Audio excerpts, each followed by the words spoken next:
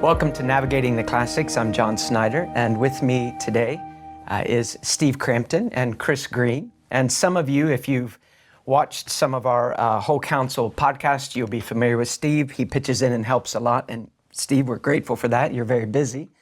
And Chris might be new to you. So I'm going to ask Steve and Chris to introduce themselves.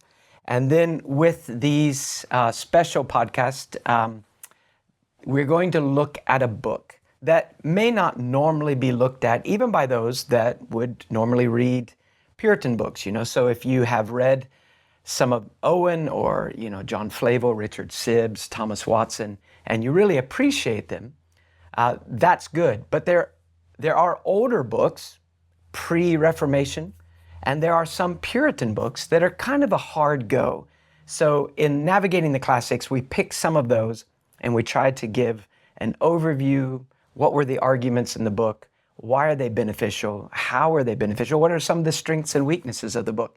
And today we're going to be looking at a book by one of my favorite authors, but this is not my favorite book of my favorite author, all right? This is it's on the least side, all right? It's down the list. But it's an important book, Lex Rex, or The Law and the Prince by the Puritan Samuel Rutherford. So we'll get to that Rutherford and to this book in a minute. So Steve, why don't you give us just a little introduction for those that have not met you before? Sure. Primarily, let me just say I practice public interest law for a Christian firm, basically defending Christians and their civil rights in the context of government overreach. So unlike you, perhaps, Lex Rex kind of strikes to much of the core of what I do professionally. Chris, we haven't met you before, so tell us about yourself, your educational background, what you do now, and how'd you get to Christ Church? Sure. So I'm a law professor at Ole Miss, University of Mississippi School of Law. Been there since 2006. Have a law degree from Yale and then a philosophy PhD from Notre Dame. So I came here after finishing the PhD, came to Mississippi, found Christ Church, basically looking around for like-minded churches, places that had a Reformed Baptist approach to the scriptures. We had loved the kind of preaching we had heard at a church in Indiana when we were going to grad school, and we just fell in love with your preaching, John, is the reason we kept coming. But we've been coming here for 15 years, been on the board of MG for some number of years. Goes by in a blink, but I teach the law. I'm currently engaged in writing a book about the history of certain concepts in the 14th Amendment from 1215 to present day. So I've been digging through this stuff from Magna Carta in 1215 up through. I'm currently digging through the War of the Roses in the 15th century. But the background to the Rutherford stuff is very much in the top of my mind, and I'm noticing all these precursors as I'm doing that work. So it's really historically, titanically important work, and it's if you're going to understand law, you got to understand where America came from, and America was initially a Puritan settlement. And Rutherford's thoughts were really central to how they thought of themselves. So as I teach American law, Rutherford, you're not going to tell, secular law students to read it, but it's going to be in the background. So it's been, part of what I do as a law professor. The ideas in it have been there all along. So, Chris, when did you first come into contact with the book Lex Rex? I think I first heard about it. I was doing a year-long mission project after I graduated undergrad, and I was planning to go to law school. And I was with a group, and we had all kinds of theology that we were reading. And somebody had saw a reference to Rutherford, and a buddy of mine said, "Oh, Rutherford, now that's your guy, the Lex Rex guy." Because he thought, "Oh, you're going to law school. Surely you've read Lex Rex." That was the first time I'd heard about Lex Rex. But a few years later, I think when I was in law school, I was buying books at a terrifying pace, and at some point I saw a Lex Rex in a used bookstore and picked it up, and read through it at some point, and later looked at it in much more detail. Met some more people who were in a more fiercely Scottish tradition, people who toss around phrases like lesser magistrate all the time, and you realized I really need to look at this carefully if I'm going to understand my friends thought a little bit better. But it really is a titanically important work historically. So I've been ever since I've started thinking seriously about theology and about the law, I've known about it. If you were to give us a one sentence summary of the content of Lex Rex, what would it be? So Lex is the law, Rex is the king. The king is subject to the law, and in certain circumstances, in principle, sometimes it's okay for other people besides the king to resist the king's unlawful actions.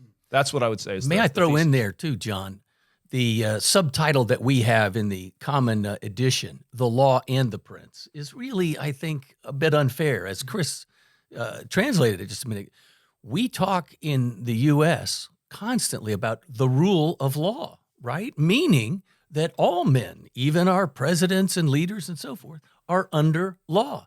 And it seems to me fundamentally that's sort of the principle that Rutherford was trying to capture here in that title. Oh, yeah. And Right? the reason that is such a common American phrase is really, it's not just Rutherford, but it's a kind of the Rutherfordian tradition has become just part of the air we breathe. Yeah. But it has, so it has a subtitle, The Law and the Prince. It's got a bunch of other subtitles too, So the Lex Rex, or The Law and the Prince, a dispute for the just prerogative of king and people, containing the reasons and causes of the most necessary defensive wars of the kingdom of Scotland, and of their expedition for the aid and help of their dear brethren of England, in which their innocency is asserted and a full answer is given to the seditious pamphlet entitled, and then it goes and gives a whole bunch of details about this fellow. The seditious pamphlet, yeah. It is a very, very specific context. But the principles he talks about, especially the biblical explanations, going through the biblical material, really have enduring significance. But there's no question, there's a lot of context you can read just in the title.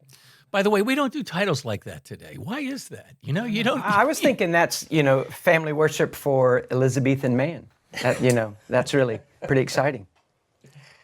Well, I want to give an introduction to who Rutherford was, because I think that it's a good safeguard when we look at Lex Rex.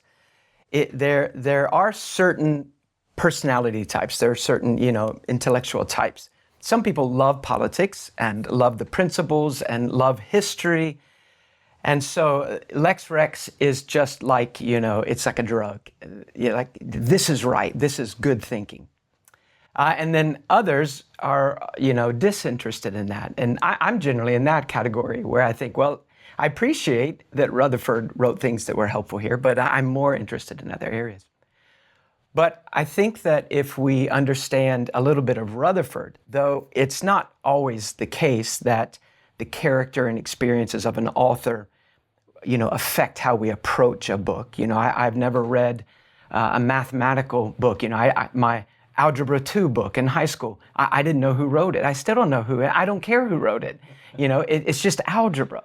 But with a book like this, I think it is really beneficial for the believer to understand the Christocentric heart of this thinker and the grip that Christ's majesty has upon this man, and the cost that he pays to honor the Lord, personally, in his home, through tragedy, in his church, and even in the larger national, down at Westminster with the assembly. When you see that love to Christ constrains Rutherford in each of these areas and through all these seasons of life, then when you read Lex Rex, it prevents us from becoming men who are enamored with certain legal principles, but without the king at the heart. And I think that will hold us on balance as believers. I'm speaking to a believer, obviously. The unbeliever may admire Lex Rex's principles, but they don't understand that at the heart there is a person, there is a king. So let me give you just a quick introduction. I think it was probably 30 years ago that I started noticing Rutherford's name. I probably noticed it first with men like Spurgeon. And Spurgeon, sometimes I think he was the blurb writer for books before he was the grandfather of it. Like, this book is the greatest. And he was the giant packer. Yeah. It's like, how many books did you recommend? So I remember reading him, and there's a quote inside. This is a copy of Banner of Truth's Letters of Rutherford, and here's a quote from Spurgeon: "What a wealth of spiritual ravishment we have here. Rutherford is beyond all praise of men. Like a strong-winged eagle, he soars into the highest heaven, and with unblenched, unblinking eye, he looks into the mystery of love divine.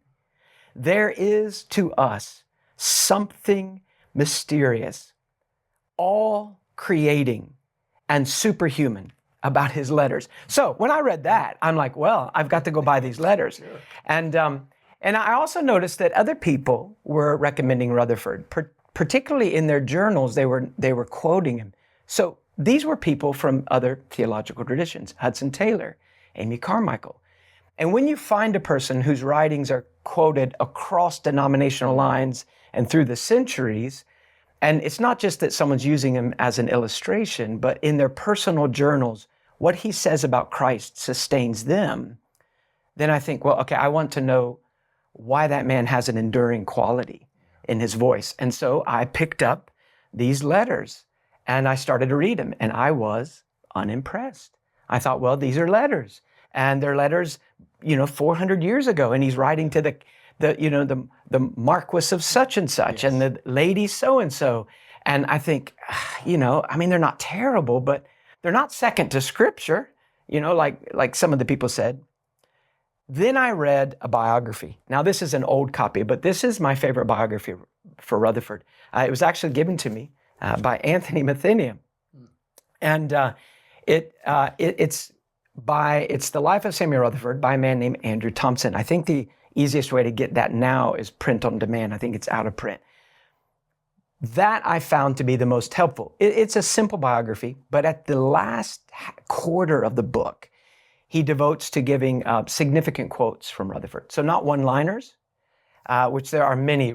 Yes. Rutherford's so quotable. There are many Rutherford quote books. The Loveliness of Christ by Banner of Truth in that nice little like leather soft red edition. I give that to everybody. I mean, it's just so helpful.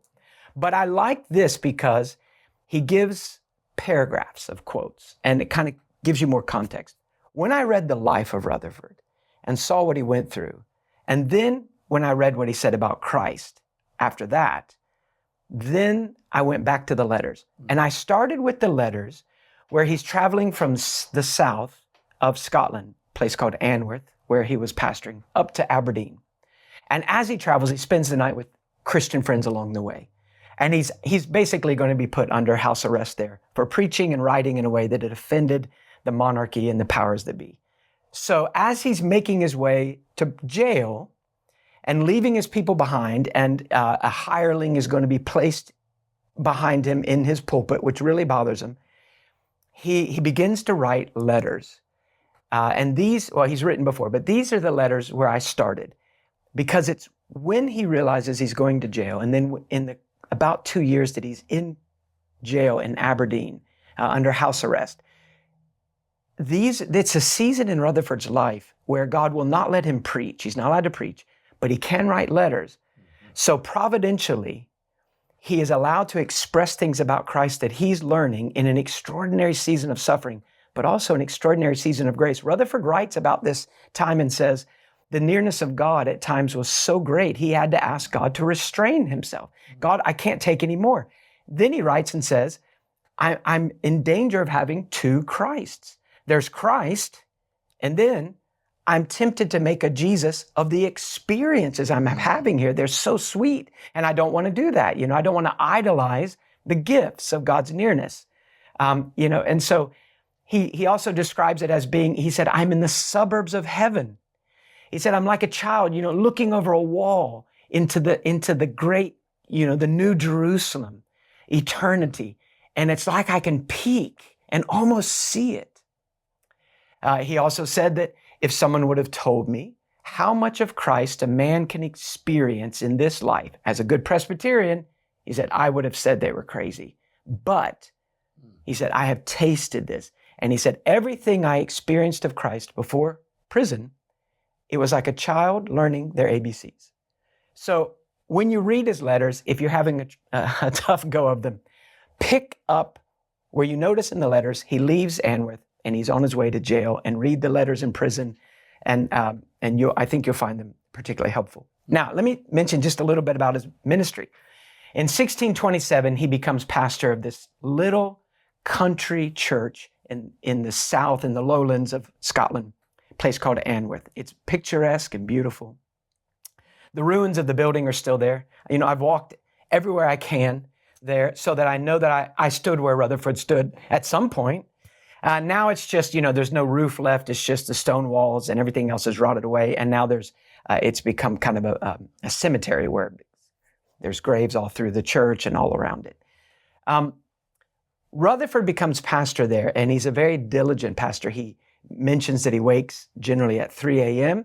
And in the first couple of hours of the day, he's reading and worshiping and praying. And then the remainder of the morning, he's studying and writing. And then in the afternoon, he begins his long journeys, to the different members' houses all around. It's a rural area, so long walks. And one of my favorite quotes by Rutherford is, he says, these hills witness to the fact that I labored in prayer as I walked. I labored to bring on a fair meeting betwixt Christ and my people. So it's not just the brain of Rutherford. It's that sweet dependence on Christ, as well as being ruled by Christ, heart and mind. After about 9 years of pastoring, he so offends the political powers that he is placed, as I mentioned, under house arrest. And then he writes those letters. And I think the best edition of the letters is the one that Banner has put out. And this is really the one that's most popular now, and that is put together by Andrew Bonar, who also did the memoir of McShane. Because Bonar writes about a 40-page sketch of his life. And it's not academic, but it sure is heartwarming. And then he organizes the letters, 365 letters. You can read one a day. Well, let's think a little bit about his ministry. He was not considered a great orator. His voice was not a beautiful voice. He was not, an impressive man to walk in and he's in the pulpit preaching. And maybe like a Spurgeon, you would immediately be thinking, wow, this man is really gifted for this. Yeah. But his sermons were penetrating, especially when he would turn to the topic of Christ himself. A famous quote is from an English merchant, a businessman who's heard of Rutherford. He's doing business in Scotland, and so he stops by to hear Rutherford preach, and he hears Rutherford and 2 other Scottish Puritans, and this is how he describes them. The first pastor, he said, showed me all my heart. That's pretty classic Puritan, searching the soul. The second showed me the majesty of God. He said, but Rutherford, the third, showed me the loveliness of Christ. Rutherford did pass through terrible times of suffering. In the first couple years of his ministry in Anworth, he was often grieved at the cold-heartedness of the people. And as he's trying to minister to them, he also goes through a lot of suffering personally. He talks about his young wife and they have 2 children. They both die.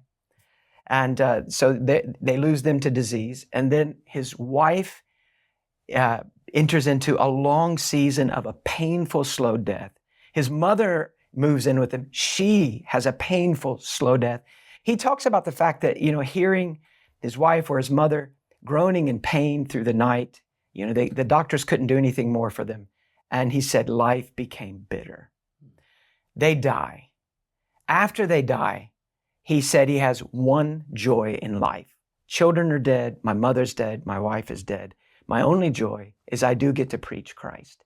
And then he said, Christ came. I had a garden with one rose growing in it, and Christ came and sent a winter blast that withered my rose. In other places, he said, Christ came and cut my one rose and took it. And what he means is he was removed from being able to preach and then moved to Aberdeen. After about 2 years in jail where he writes these letters, and providentially that's what he's known best for, he returns to Anworth to pastor. He's so happy to do that. And then the Scottish church authorities say, actually, we want you somewhere else. And they put him at St. Andrew's University, St. Mary's College there, and he becomes the chair of theology. He won't go there, he says, unless they promise that he can still pastor. So he co-pastors with another Puritan named Robert Blair. He's there for about 5 years. And then the Westminster Assembly is called together. And the Scots are allowed to send advisors, not delegates. They don't get to vote, but they get to come and advise. So he goes down, and for about 4 years, he's in London. And he's there, he's writing and things. He's remarried. He and his wife have, I think, 7 children. Eventually, that young wife dies. All six of the 7 children die. Rutherford goes back after 4 years down there, and he returns to pastoring in St. Andrews. He becomes the head of the university there, what was combined and becomes St. Andrews. And then he gets himself in trouble again as political climate changes. The Puritans are out of favor again. The Scots are out of favor. And he gets in trouble with his writings, and he is told that he is being summoned to London to stand, as a criminal for what he's written. And he makes that famous statement, go tell your king, I won't be appearing in his court. I'm dying. I will soon appear at a higher court where few of his kind ever reach. He's not going to heaven. I'm going to see Christ, and I'll be with him. Let me give you 2 quotes by Rutherford before we jump into his book. One is what he said about his church when he saw that there seemed to be a reluctance to really grab hold of, in the early days, of the beauty of Christ. He said this, Christ Jesus, so boundless, so incomparable in his excellence and his sweetness, and so few take him. Oh, you poor, dry, dead souls, why will you not come and bring your empty vessels and your empty souls to this huge, fair, deep, and sweet well of life? When he was dying, after his political opponents are sending him a police officer to say, basically, you need to make the trip to London. Then he's visited by his pastoral friends, and his fellow pastors come in, and they want to say goodbye to their friend. And he says to them, the king is coming.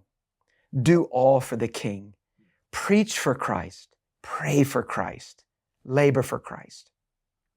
And then he says this, now would to God that all cold-blooded, faint-hearted soldiers of Christ would look again to Jesus and his love. And when they look, I would have them look again and again and fill themselves with the beauty of beholding Christ. And I think that really sums him up. And I think that that's why Lex Rex is so extraordinary, because it's great political theory, but it's by a man whose allegiance rises higher than any earthly politics. Well, Chris, why don't you just jump in there and take us through the background and the main points of Lex Rex? Sure. So, okay. How you always have the question with background, how far do you want to go back down? So, okay, well, first there was the garden. And then So one thing that's striking that I've noticed as I've been doing reading for my book, it's sort of almost like a pun or a little mini poem. The words Lex and Rex rhyme. There's this fellow Henry of Bracton so this is kind of the generation after Magna Carta. This is somebody writing in the 13th century under Henry III. Henry III has this rebellion that leads to this kind of first constitution for England. Doesn't last too long, called the Provisions of Oxford. But around that time, there are these people rebelling against the king, and their argument is the king's acting unlawfully. And Bracton's no question the preeminent legal. We have a better understanding of 13th century law than we do of like succeeding centuries of the 14th, 15th century because Bracton exists. And he has this statement that the power of the king is the power of the law. He's writing in Latin, and he makes a bunch of, I'm told by people who know the Latin better, a bunch of sort of rhymey, poetic statements about the rhyming of Lex and Rex. So this is 400 years before Rutherford, but people who know the tradition of once in a while the English will rise up against their king, they're going to know this pun. So I think there's no question that people are going to recognize this Bracton influence. Bracton himself is kind of cagey about whether he supports the folks that lead to the Provisions of Oxford or not. But it's in the intellectual environment. Calvin comes on the scene, of course. The Reformation comes on the scene in the 16th century, and at the very end of Calvin's Institutes, Calvin has this description about law and the Christian, and he has this phrase, obviously not English, but I think he writes in both French and Latin, but the lesser magistrate. And he says sometimes a political community will organize itself in a way that has some powers given to one person or one group of people and other powers given to another. So he looks back. This is, Reformation, obviously. Around that same time, you have the Renaissance, much more interest in classical influences. They're looking to places like Greece and Rome. And he says, well, look at Sparta, look at Rome, look at Athens. Sparta, they have a king of Sparta, but they also have this office, the ephor. And I have no idea what the ephor does, but it has some powers that the king doesn't have. Rome, when it's a republic, even after it's an empire, they sort of have retained some of these outward forms. But they've got the consul and the tribune. Consul has certain powers, and the tribunes have other powers. Athens, they have a senate doing certain kinds of things, and the demarch doing other kinds of things. Calvin, in the Institutes, looks back to those, and he says, under certain circumstances, somebody who is not the top most prominent official in a government can nonetheless have power to resist the assertions of authority by the person who is the most prominent. Just because you're the most prominent doesn't mean you can tell everybody what to do in every circumstance. Okay. Calvin doesn't say a whole lot in that brief chapter. It's the very last chapter of Calvin's Institutes. If you got a copy, you can go, you find it very easily. And Chris, let me just interject right there too. Somewhat like Rutherford, it seems to me Calvin has become so caricatured in history, right? Both for his Reformed theology, but also in this context of the lesser magistrates. And when you read the Institutes in context, he goes to great pains, somewhat like, John, your intro about Rutherford, to set forth very carefully the exposition of Romans 13 and how we owe obedience even to wicked rulers and so forth. And this is kind of the last resort, right, before you get to the lesser magistrates. So I just want to throw that out there that there's so much misunderstanding in the history of resistance to lawful authority. And Calvin was such a warm-hearted, pastoral-minded fellow. And again, you look at his own historical experience in Geneva, he was the last guy that would actually kind of take up arms and so forth. So he should also, I think, be considered in that context of God first, resistance as a last resort. Yeah, and it's very clear if you just look at Calvin, it's very clear it is going to depend. So he's not saying as just a general matter, any lesser magistrate, just because you're some kind of magistrate, therefore you have the authority to resist any unlawful exercise of power. A county sheriff can't just go under just any circumstances where he thinks the federal government's doing something unlawful. And I mean, they do lots of stuff that's unlawful, but there are certain officials who have authority and certain other officials who don't have authority under certain circumstances to resist it. So the contingency, the extreme contingency of the political arrangement, it's very obvious in Calvin himself. He calls them, in the translation at least that I've got, constitutional defenders of freedom. So again, like you say, a limited class here. Yeah. So Calvin is saying this, saying a few things like that. You have a fellow, James Buchanan. One of probably I don't know if there's millions of James Buchanans in Scotland, but there are quite a few. And actually, the addition of Lex Rex that so we're I think all probably looking at a 1982 reprinting of it, but that's reprinting of a some sort of 19th century version that actually includes a dialogue by Buchanan as an appendix. Okay, so James the Sixth of Scotland, which he was at the time. Okay, so a lot of details about why on earth he's going to come to England, but Mary, Queen of Scots, is removed from being queen when James is very, very young. His father dies under somewhat mysterious circumstances, perhaps killed by people in league with his mother. Anyway, because of that, because his father dies when he's very, very young, he has a very long regency period, very long period where he's not in charge. He's just a baby and then a boy. His tutors have a huge amount of influence on him. One of his tutors is this James Buchanan fellow who sets out the doctrine, which is, I think, fairly commonly accepted among most Scots at the time, that under certain circumstances, it's lawful or even required for subjects or lower officers in the Scottish government to resist their king. James hears this, and he actually disagrees with his tutor a little bit, like the tutor is telling him that people are going to be able to resist him. So he comes up with the idea of the divine right of kings. This is, during the Reformation, you have lots of people who are reacting against the more feisty Protestants with similar kinds of doctrines.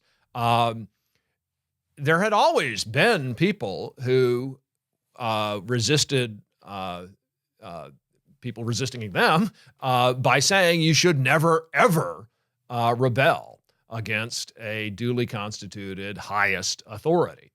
And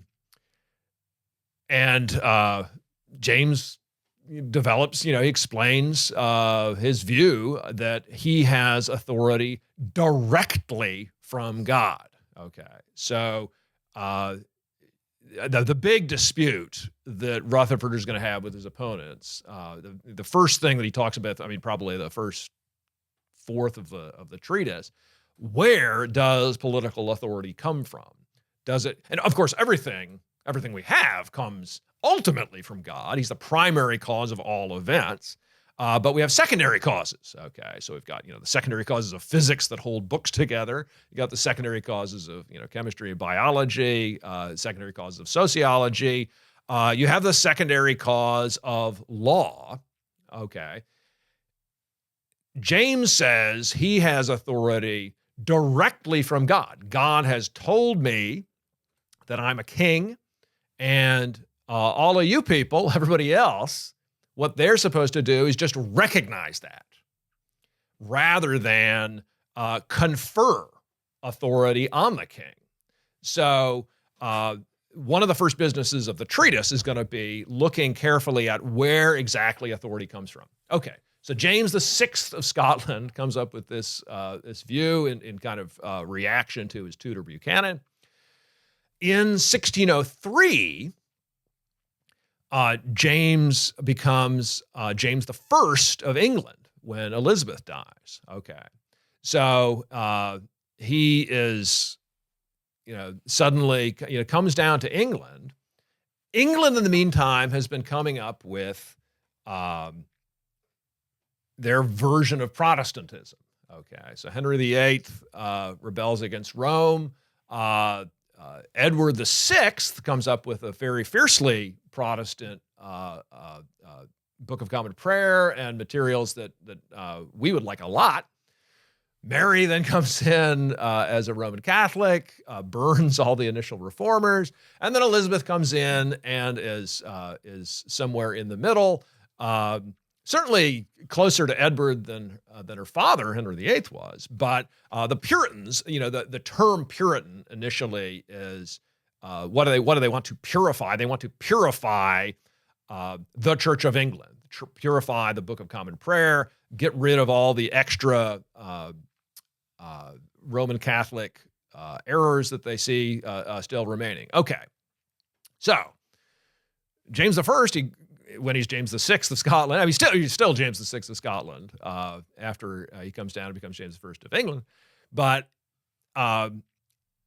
when he comes to England, he begins to. So he's, the story of the Church of England. The monarch is the head of the church. Okay, so he's the head of the church. He has this new theory that he's has divine right of kings. He's getting the kingship directly from God rather than through the people or through the law, through Parliament or anything like that.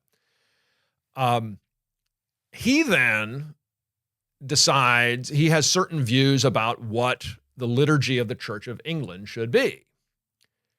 1625, he dies, and his son, Charles I, so Charles I always says, I'm just trying to do what Elizabeth was doing. I'm just enforcing the Elizabethan settlement. And almost everybody else says, no, you're not. You're doing this in a way more Arminian way more, including a lot of objectionable Roman Catholic elements to it than we think. But Charles I, he decides. So he's got this Church of England mechanism. One of the things that the Church of England has is bishops. Okay, so they got an Archbishop of Canterbury who's kind of in charge of, he's under the king, but kind of the king is the head, the Archbishop is the main, kind of actual head of things, and then you got all these bishops, and eventually, so these guys are the Stuarts. So James I, Charles I, Charles II, James II, the four Stuart kings of England, and the Stuarts decide we're going to take this English system. Okay, so England finds themselves with this king they've taken down from Scotland, and Scotland then finds itself with this church hierarchy imposed on it by the English people under the head of their supposedly Scottish king. Okay, so Charles decides, we're going to send some bishops we're going to make sure that the Scottish church has bishops too. And the Scots do not like that. So no bishops. So may I interject here? Okay, you've got that whole dynamic too. It's really remarkable. We could do this in, I suppose, several different podcasts because of the complexity of the history. But the Church of Scotland, founded in simplistic terms with John Knox, right? And the whole Presbyterian system, anti-Roman Catholic in virtually every respect, anti-bishopric, generally speaking, and that whole unifying of Scotland and England with James I and James VI, that you got these tenuous relationships politically and again theologically. So there's such a dynamic here, and I would suggest it's no surprise that Lex Rex is written by Rutherford, a Scot, Oh, yeah. as opposed to the Englishman. So all that backdrop here with the interplay of Scotland and its church system versus England, and Anglicanism being somewhat of a hybrid to begin with. A lot of folks would say it's kind of Roman Catholicism light and so forth. It's playing into the whole dynamic. Yeah. So Archbishop Laud comes in, and he's a fierce Arminian.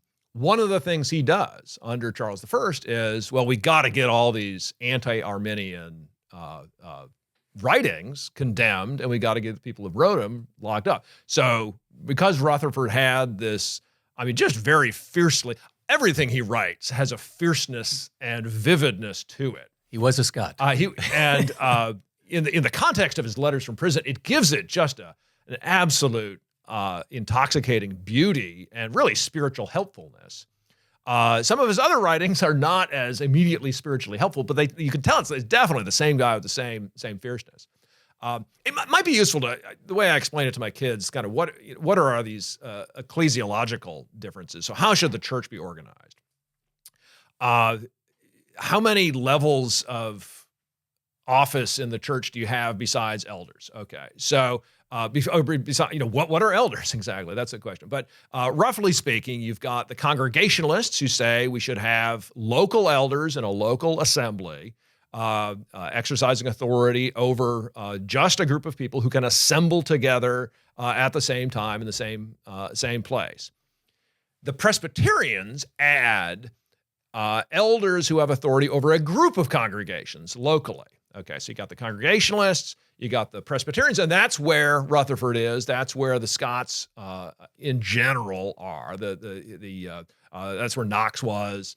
Lots of people end up in the Presbyterian camp. The Anglican Church adds a level above the local elder board of bishops. Okay, and then they also add an archbishop. The Roman Catholic hierarchy has not just bishops, but cardinals and the Pope in Rome, of course. So you can kind of think of it as kind of four gradations of, how many levels of middle management do you have? Do you have any middle management? But this is the big dispute. And it comes to a head. Rutherford's thrown in jail, but in 1638. Charles says, no, there's, he initially he kind of hems and haws about how much he's going to impose on the Scots. But in 1638, he says, no, you've got to follow the Book of Common Prayer. This is how it's going to be. There's a famous story about he goes into a church and I can't remember how old the girl was, picks up a stool and chucks it at the fellow. You're not going to make me listen to a Roman mass. So the Scots, at that point, they say, 1638, they say, so the Scottish Parliament, they get together and they say, Charles, we acknowledge you as our king. We are not attempting to depose you. And then 10 years later, they're going to be very upset at the English when they do put him to death, generally. But this stuff you're doing about putting bishops in charge of our local congregations is illegal. It's unlawful, and you're not allowed to do it. They get together, and huge numbers of Scots adopt this thing, the Solemn League and Covenant, 1638. And then they have a short war that basically Charles tries to win but doesn't, the Bishops' War. First Bishops' War. First Bishops' War. You got the First Bishops' War, the Second Bishops' War, the First, Second, and Third English Civil Wars. There's a lot of stuff, going on. But basically, what Rutherford is doing in the book is saying that what we did in 1638 was lawful. Which, by the way, somewhat an example of the doctrine of the lesser magistrates. Here are these guys, respectfully, as they would say anyway, checking the authority of the king, who they say overstepped his bounds. Yeah. Right? So they say they were properly elected. So lots of stuff at the end of the book is going to go into lots of details about exactly who is allowed to summon the Scottish Parliament, how frequently they, what they can do once they're summoned. But basically, 1638, you have some military defeats for the king. The king realizes, I'm going to need some more money if I'm really going to defeat these folks. The king at this point has not convened a parliament in England since 1629.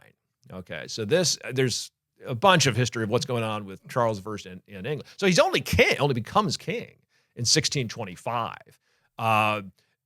So Parliament had gotten upset at James for a lot of things he had done, but they get really upset at Charles. And a lot of the things that Parliament has to do, they do right at the beginning of someone's reign. So they vote them traditionally, tonnage and poundage for life, all these complicated names for taxes, but they don't do that. And they say, hey, Charles, you're going to have to give us some concessions if you're going to get enough money to govern the country.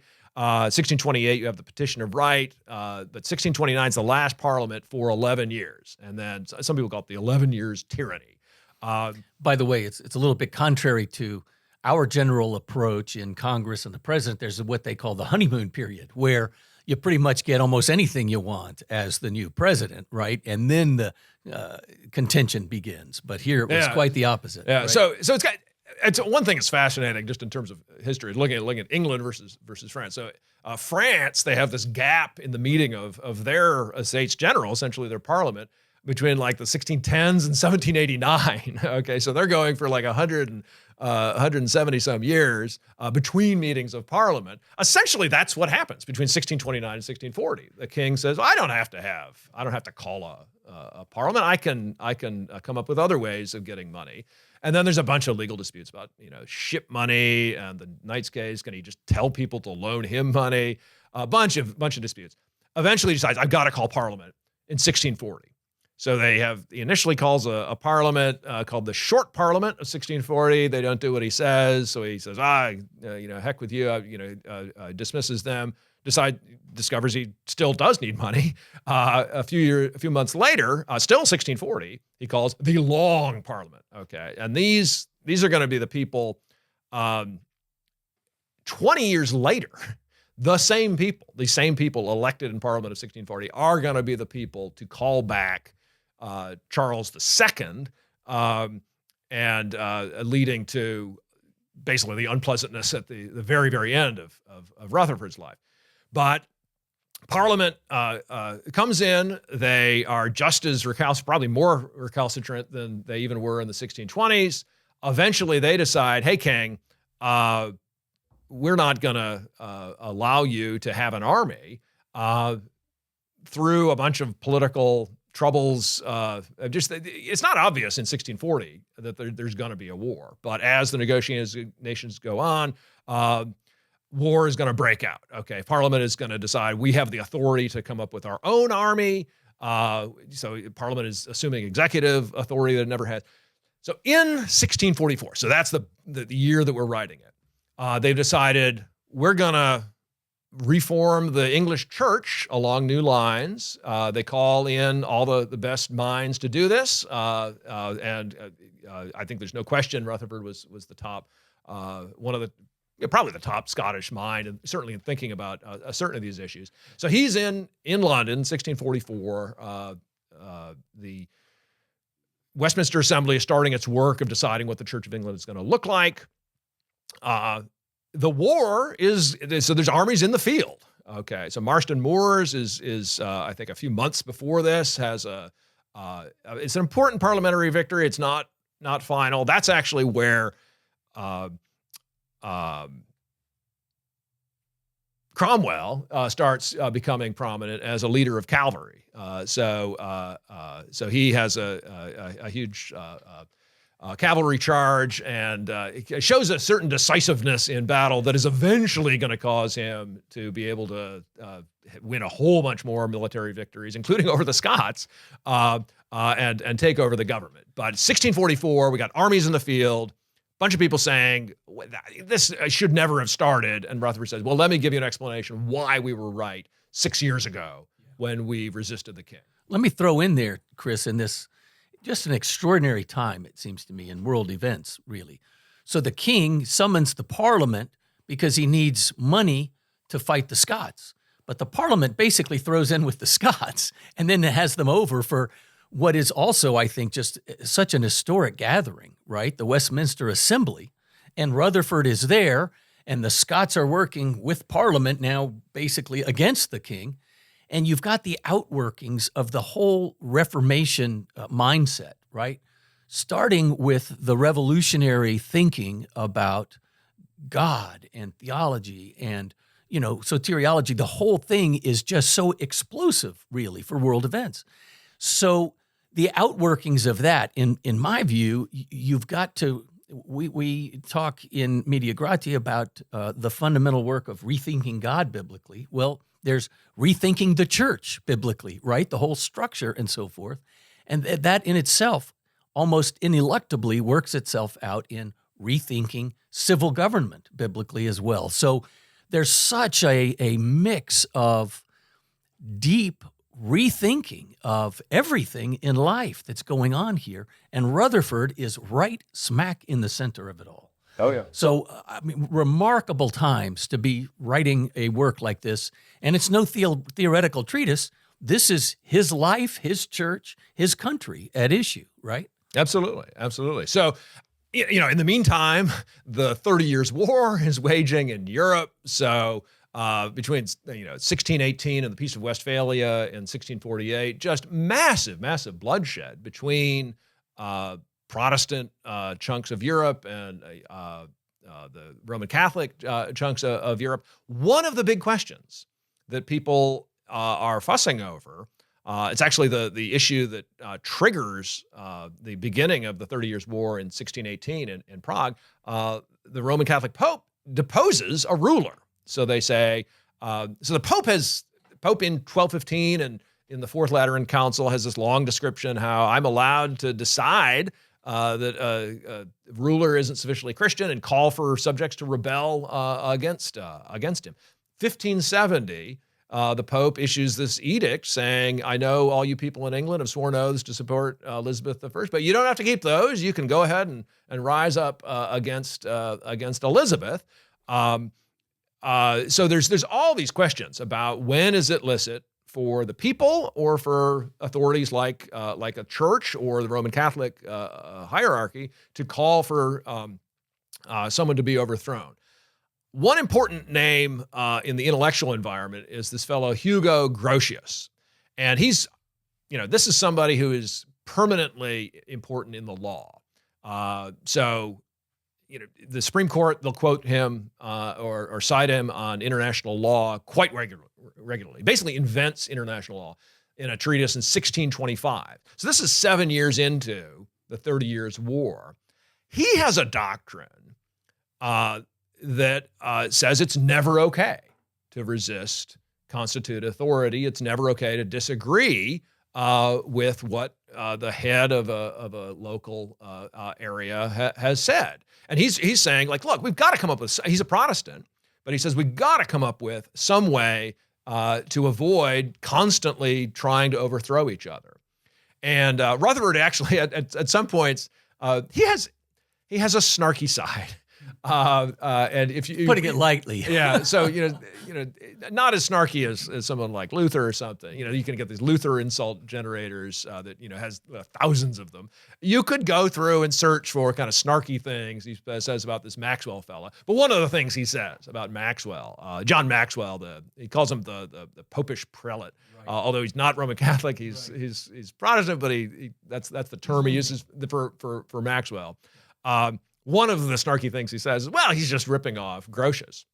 And as an intellectual, kind of with intellectual concern rather than kind of polemical concern, I look at it and I think, well, why didn't you just respond to Grotius? The reason he didn't respond to Grotius just directly is Maxwell had just issued in 1644 this treatise, in English, telling all the people supporting Parliament, hey, everything you've been doing since 1638 is just completely contrary to Romans 13 and 1 Peter 2 and the way monarchy was seen in the Old Testament.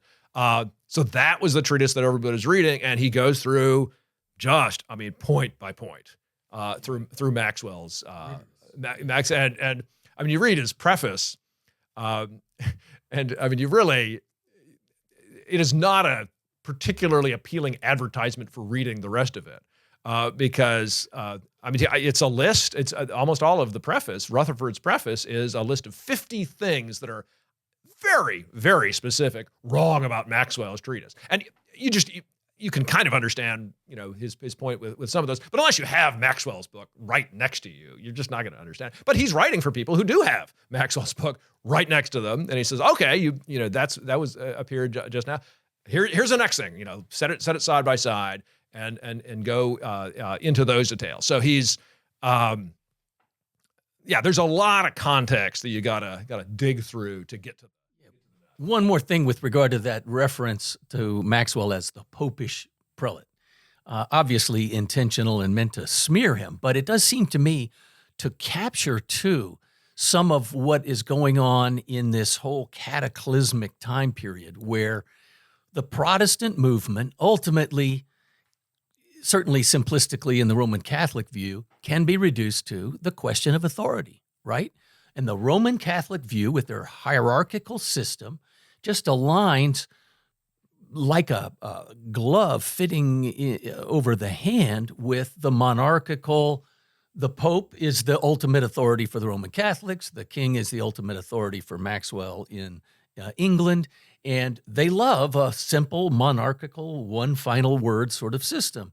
And the whole notion of Protestantism where we step back and say, wait, it is not inappropriate to question and take everything back to Scripture sort of thing. So I don't think it's wholly unfair for him to refer to him in that way, but it just casts the background, right? The backdrop for what he's arguing here is, in I think Rutherford's view, fundamentally he sees the danger of Roman Catholicism and really the attack against the entire Reformation. The whole body of thought that he's standing on is embodied and encapsulated in Maxwell's treatise. Yeah, and he wants to be consistent. So he's taking certain things that the Protestants had done and saying, look, if you really follow through on these, you're going to have to do a lot of additional things. And really, we're all Baptists, and we think of what our position is, even with respect to people like the Presbyterians, the most common folks in Scotland say, look, if you really take seriously the regulative principle that you're supposed to get rid of any kind of biblical, get rid of any kind of unbiblical office or unbiblical ceremony, you're gonna have to get rid of the infant baptism, and you're gonna have to get rid of, because it really doesn't seem, the way the pastoral epistles treat eldership, like you're going to have more than just a congregation making leadership decisions about elders. It's going to be a local congregation. So, we're all inconsistent to some extent, but the force of the argument is, hey, Protestants, once you take certain steps and say you're not just completely subject to one ruler for the all of Christendom, you've already divided up power. And if you're going to divide up power in different countries, dividing up power within a single country is in principle not really any different. Well, with that background and all the complexity that's occurring, both religious and political power struggles. We think of James's statement about divine right, his sons following kind of that trajectory, but going further, being more offensive to Parliament politically, as well as to the nation religiously at times, the Puritan element. The idea of no bishops, no king. Hey, if we don't have a bishopric, then the king, how will he exercise, what will be the arm of the king in the significant arena of religion, at that time especially? How will the king really rule if we don't have the church under control? And the church under control is going to require bishops who are faithful to James or Charles. So with all of that going on and understanding that background, we need to jump into what are the main thoughts and the main points of Lex Rex itself. So, some people might think, Rutherford, he's never read Romans 13 or 1 Peter 2. The very first page of the treatise, he mentions the two of those. Obviously, the submission to the authorities, submission to the emperor and ministers sent by the emperor is very central to how he's going to think. He's not going to explain those passages themselves for 100 pages or so. Yeah. What is he starting with? He's starting with the rules for kingship under the Old Covenant. And here it's very interesting. The general hermeneutic or interpretive approach he takes, I think it seems like it's common ground to both Rutherford and his opponents that when we look at the way that Israel organized its kingship, we're supposed to extract the general principles of it. So there's certain things that are clearly inapplicable so Deuteronomy 17 is the most straightforward teaching in the Old Covenant about, what they would do if they had a king. So these are rules for a hypothetical future king. And that's one of Rutherford's big points. It is hypothetical. But for instance, one of the rules in it is you may not put a foreigner over you who's not your brother. Well, obviously the English aren't supposed to find some Israelite, a Jewish person to put on their own throne. And, this isn't saying like, oh, there's some sort of racial demand that every nation you find its brother, not a foreigner. What they're doing is taking the civil law and they're abstracting up to figure out what that civil law says about the enduring moral law. So the way they're going to say it in the Westminster Confession in the 1640s is the moral law is continuing to be binding. The ceremonial law is not, because ceremonial law points forward to Christ. And once Christ has come, we don't have that. So, Mark 7:19, Jesus declares all foods clean. Okay. And then the Westminster Confession talks about the judicial law. I think we would probably call the civil law as well. It says the judicial law for the nation of Israel is not binding except insofar as the general equity thereof. Basically, the way I would understand that, I would say the general equity of the civil law is the information that the civil law gives us about the moral law. Yeah, the application, really, of the moral law. Right. And so when we look at Deuteronomy 17, we're taking it very, very seriously because obviously God would never tell Israel to do something that would violate the moral law. The enduring moral law is going to be, was applicable at the time of Deuteronomy 17, and it's going to be applicable 400 years later when they actually do have a king. Okay. Yeah. But, rather than looking, just at Rutherford, there's a lot of context, but he appeals over and over to Deuteronomy 17. I think it would make sense just to look at Deuteronomy 17 itself. Yeah. When you come to the land that the Lord your God is giving you. By the way, you're starting in verse 14. Verse 14, yeah, Deuteronomy 17:14. FF following. Okay. When you come to the land the Lord your God is giving you, and you possess it and dwell in it, and then say, I will set a king over me, like all the nations that are around me, you may indeed set a king over you, whom the Lord your God will choose. Okay, so just stop at those two phrases. Yes. You may indeed set a king over you, whom the Lord your God will choose. One of the big disputes, lots and lots of discussion of the details of exactly how those two parts work together and how they work together with Saul and with David And then, later there's a kind of a reestablishment under Joash following Athaliah's takeover of power. But you have these times where kings are specifically set over the nation of Israel. The anointing of these people takes place at a different time. Okay, so we were talking a minute ago during the break about Charles III. He has this coronation ceremony, and there's one point where they have an anointing of the king. May I just say, for those that aren't familiar, Charles III being the current king. Yeah, current king of England. Yeah. Current king of England. He became king as soon as his mother died. He wasn't anointed to become king before then, but he had been king, and the way that I think it's Alfred the Great put together all these ceremonies in the 8th century or whenever for the kingdom that became the king of England, the kingdom of England. He put an anointing in it, specifically in imitation of the way the Israelite kingdom was organized. So one of Rutherford's big points is the anointing itself. When God picks David or picks Saul, picks David's house. So Joash is, everybody understands Joash is supposed to be the king, but that's different from actually becoming king.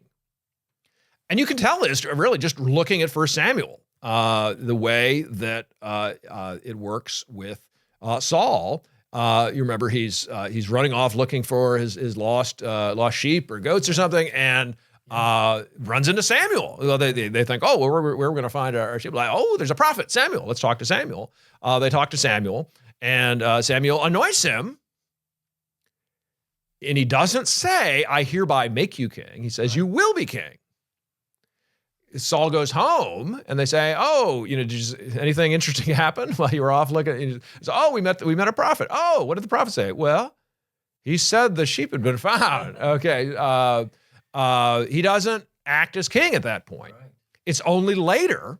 It's the next scene in 1 Samuel. Only later that he actually becomes king. He only exercises authority, starts doing the things he starts doing the job of the king, which is, protecting and defending his people again and supplying public order within the nation. David is, of course, as well. There's a long gap.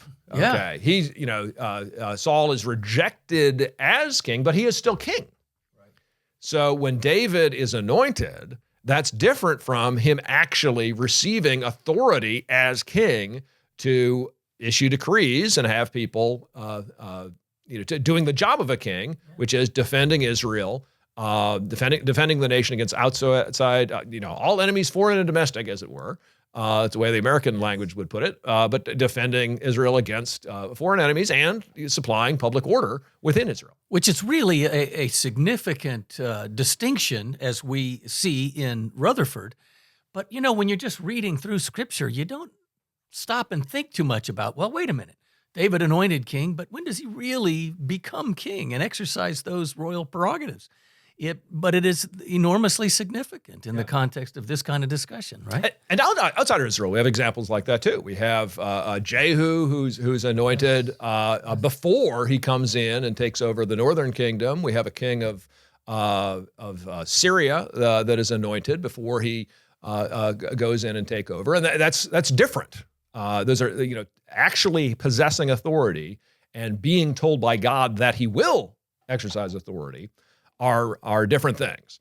And this is a bell that Rutherford rings many, many times. There is some repetition in there. Yeah, but it's repetition, in different context. And it's one thing. It really is just a magisterial tour de force about thinking very thoroughly and biblically as he can. Given his perspective, given the arguments that he has available to think through, he really just wants to think through as many details as he possibly can. Look at all the counter arguments that he can, from whatever perspective he can, to make sure that he's considering. He's squeezing the Scriptures of every last drop of insight that he can about the nature of political authority. Let me just throw in there too, Chris. I mean, you mentioned some of the critics as if maybe he hadn't considered some of these seminal biblical passages. But the truth is, it is an extraordinary work insofar as its scholarship and the depth of his command, not only of Scripture, but it's written in 4 languages ultimately, right? You've obviously got the English, but he's always referring to Latin. He goes to the Greek. He goes to the Hebrew. It's just remarkable what a command he has. Historically, I don't know of any authority that he overlooks. And, he didn't have Google at his fingertips and the resources that we have with the smartphones and devices. It's just extraordinary. By the way, I mean, among others, of course, he cites Plato and Aristotle, whom he calls somewhat in the Spurgeon-esque way of describing Rutherford, the flower of nature's wit. I just love that. Yeah, he actually cites one huge classical influence in the background here is Cicero. Yes. So Cicero has this phrase, I'm going to butcher the Latin, but salus populi suprema lex. The welfare of the people is the supreme law. At one point, critical. At one point, Rutherford says that this is part of the 12 tables of Roman law. I think he's wrong historically about that, but it's a very basically the European intellectual scene starts getting really obsessed about Cicero. So Cicero is around the time of the fall of the Republic. He opposes Caesar in certain ways, and then gets anyway a bunch of Ciceronian stuff. But this principle that what government is supposed to do is promote the welfare of all people within the realm. Everybody acknowledges that. Essentially, what people like Charles were saying was, well, I get to decide what's in the welfare of the people. And he would use that kind of phrase as like, well, I get to override any positive law that Parliament has established. So I said, well, the Parliament says that, but really, the supreme law is the welfare of the people, so I get to decide that. But Rutherford, very much doesn't disagree with the welfare of the people being the supreme law. Yes. And it's, this is all over, really beginning in the late 1500s. It's just all over European intellectual thought. So you've got classical influence. You've got a very, very detailed look at the Old Testament, and we'll get to the what he says about the New Testament. One very important episode that Rutherford highlights is this episode with Uzziah. So I think most people remember Uzziah chiefly from remembering when he died. So Isaiah 6 begins, in the year that King Uzziah died. And, our study Bibles usually have a footnote saying, okay, this is BC 740. So you got to anchor like, okay, this is 18 years before the northern kingdom is going to be destroyed by the Assyrians. It's, 160 some years before the southern kingdom is destroyed. Uzziah is one of a series of kings who are, I think, usually classified as mostly good. Sometimes you'll find the list of the kings of Israel and Judah in the back, and they'll sometimes be indicated. Well, there's Josiah at the very top. There's Hezekiah right underneath that. There's kind of Asa and Jehoshaphat, who were earlier, kind of below there. And then there's this kind of next tier of mostly good kings, most of whom start out very well, do some very important things, and then end in ways that are quite unfortunate. Okay, and one of those is Uzziah. So what happens to Uzziah? I think I'll just read from, this is 2 Chronicles 26:16. Begins with a beautifully concise warning. When he was strong, he grew proud to his destruction. 4, so this is Uzziah. He was unfaithful to the Lord his God and entered the temple of the Lord to burn incense on the altar of incense. But Azariah the priest went in after him with 80 priests of the Lord who were men of valor. And they withstood King Uzziah and said to him, it's not for you, Uzziah, to burn incense to the Lord, but for the priests, the sons of Aaron, who are consecrated to burn incense. Go out of the sanctuary, for you have done wrong, and it will bring you no honor from the Lord God. Then Uzziah was angry. Now he had a censer in his hand to burn incense. And when he became angry at the priests, leprosy broke out on his forehead in the presence of the priests in the house of the Lord by the altar of incense. And Azariah, the chief priest, and all the priests looked at him, and behold, he was leprous in his forehead. And they rushed him out quickly. And he himself hurried to go out, because the Lord had struck him. And King Uzziah was a leper to the day of his death, and being a leper, lived in a separate house, for he was excluded from the house of the Lord. And Jotham his son was over the king's household, governing the people of the land.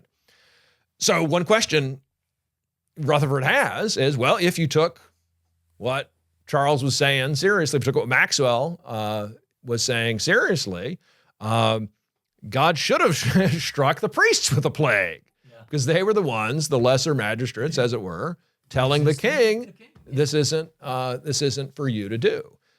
So the kingdom of Israel had a separation of powers within it.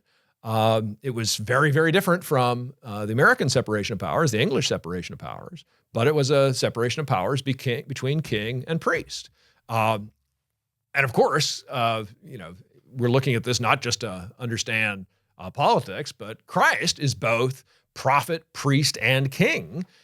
He's the only one who has all of these offices together. He's the only one we can trust with having all these offices together. Just because you're a king doesn't mean you can tell the priests or the prophets what to do. So the Uzziah episode is extremely important. Basically, what Rutherford does, he takes kind of all of his he takes the Deuteronomy 17. He takes the history of the kingship. When Samuel makes Saul king, he lists he gives a description of what the king will do. Yes.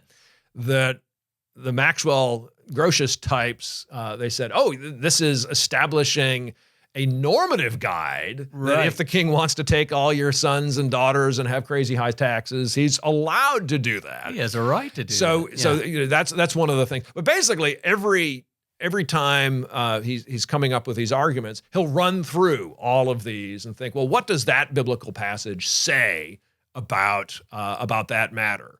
And I guess if we had a drinking game, it wouldn't be with anything serious. If we had like a coffee drinking game, you could have every time he says Uzziah, take a sip of your espresso. But there's a lot of Uzziah references. So I don't know. Some folks are like, yes, I want to have stogies and beer. But okay. There's an awful lot of references to Uzziah. A lot, yeah. I mean, that repetition. And if I can go back to, Chris, you started in Deuteronomy 17. I don't know if you want to return there or not, but and even if we don't, but the examples of the anointing versus the actual empowerment and vice versa, where the role of the people becomes such a critical question for Rutherford, and he would elevate it and say, you're not a king until, as with David, you enter into a covenant with the people, sort of thing. And again, contextually, you've got the whole Scottish and English history with its own constitutional background, and that fact that the king doesn't just assume absolute power. I mean, it's clear that he is limited in the English system, right? And it sort of begs the question, scripturally, does he have to be, or can he just assume, as James would have argued, the divine right of kings kind of thing? That's right. When David is anointed, when Saul is anointed, but it's very clear with David. David does not just walk in and assert his kingship directly. He very pointedly has the opportunity to. Yes. Okay, so the way that lots of kings behave when they get the person they're trying to depose in their sights, when they get the person they think that they are properly situated to replace in their sights, they kill them. Maybe a Jehu sort of. Yeah, that's how Jehu does it. That's how William the Conqueror does it, killing Harold at the Battle of Hastings. That's how Henry VII does it, killing Richard III. That's how countless numbers of, if you look at the Northern Kingdom, it's got 10 separate dynasties, every single one of which was founded by somebody who killed the last king from the predecessor.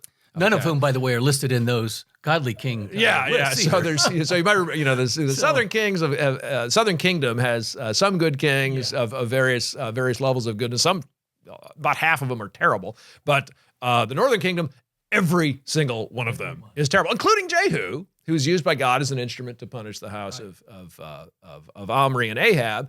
But it's just very clear from how David behaves that it is one thing to be told that you are the man for this job, and another to actually assume it. What is involved in assuming it? It is not perfectly clear what exactly the people have to do to make someone a king. So this is a 17th century document. Rutherford is not a radical leveler. So the levelers in the 1640s, they come in and they say, we need to have suffrage, we need to have voting that is complete, much more widespread. We shouldn't have any property requirements. We shouldn't have any, they're trying to level a lot of distinctions. They say, they sound a little bit like Americans of the 1820s. That's what I'm thinking All of. power comes from the people, and unless you get your power from a vote, a specific vote with ballots telling you that you have authority, you can't exercise authority. We don't want to read Rutherford anachronistically as some sort of radical proponent of democracy. He's not saying that the people have to vote for a king, but the people are the ones over whom the king has authority. Yes. And by recognizing the king's authority, or giving the king authority, by having that relationship of, so a lot of times at the time they'll talk about the reciprocal duties of allegiance and protection. By giving allegiance to the king, they are become entitled to the king's protection. And by protecting the people, the king becomes entitled to their allegiance. And this is, when Saul comes in and starts doing the job of the king, protecting them, that's when people start having to obey him to the extent that he's not acting unlawfully. And doing so willingly. Yeah, and they do so willingly. Right. It's not something, so the world of the Old Testament, sometimes, people who don't actually read it carefully might say, well, it's just, dog eat dog. And there's this famous line from the, it's attributed to the Athenians going to Sicily, and so there's this line: the strong do what they will, and the weak endure what they must. So you might think, well, it's just this barbaric, prehistoric, Stone Age nonsense where people are just fighting and just taking power. That's not what's going on in the Old Testament. That's never, kings of England, sometimes they take power violently and illegitimately sometimes, but they never on their face say, oh yeah, what we're doing is just doing the things we can do because we're strong. Might makes right. It's not a might makes right view of the world. And it's not, it's also not the king just hearing from God or getting, having a divine anointing that authorizes him just on that basis to go tell people what to do. It's through lawful procedures, just the law of the people submitting to the king under certain circumstances, but not every circumstance. I think that's exactly right. And, John's been preaching through the primacy of the moral law, one might say, in our own church services. And it seems to me that that's another theme that sort of pervades Romans 13, as well as the treatment here of the limits on the king's authority in both Old Testament and New, although, again, the examples are much more poignant and well drawn out in the Old Testament. But that there is a limit, clearly, right? If all power is from God and the king's power is delegated, which clearly it is, then implicitly that means there have to be limits, right? So I think Rutherford's foundation here is so much stronger than Maxwell's ultimately. And the difficulty comes, in my view, how you apply that. And as you were saying too, in the Old Testament examples, it's far from really explicit in every point. You just have to kind of infer a lot of principles from what we have played out in the actual examples. Right? Yeah, that's right. We don't have any, explicit. It's not a black letter kind of situation. Yeah, there's not an official pronouncement right. From God. God doesn't send a prophet to say what my priest did here was proper, right.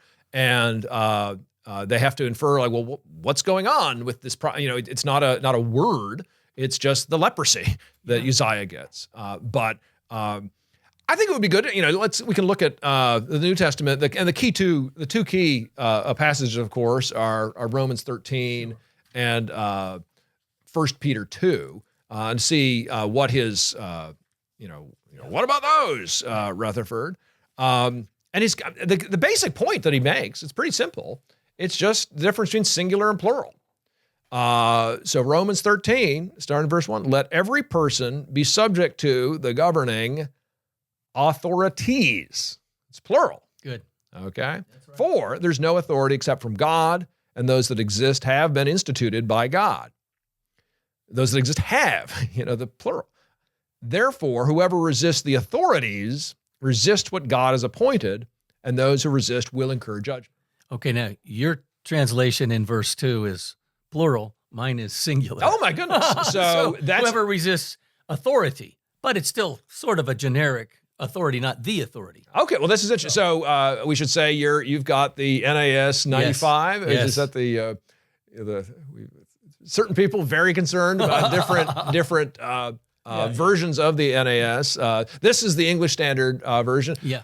Rutherford does make the point about the plurality of the authorities. And I think rightly so. And that becomes, again, another major sub-theme throughout this treatise, right?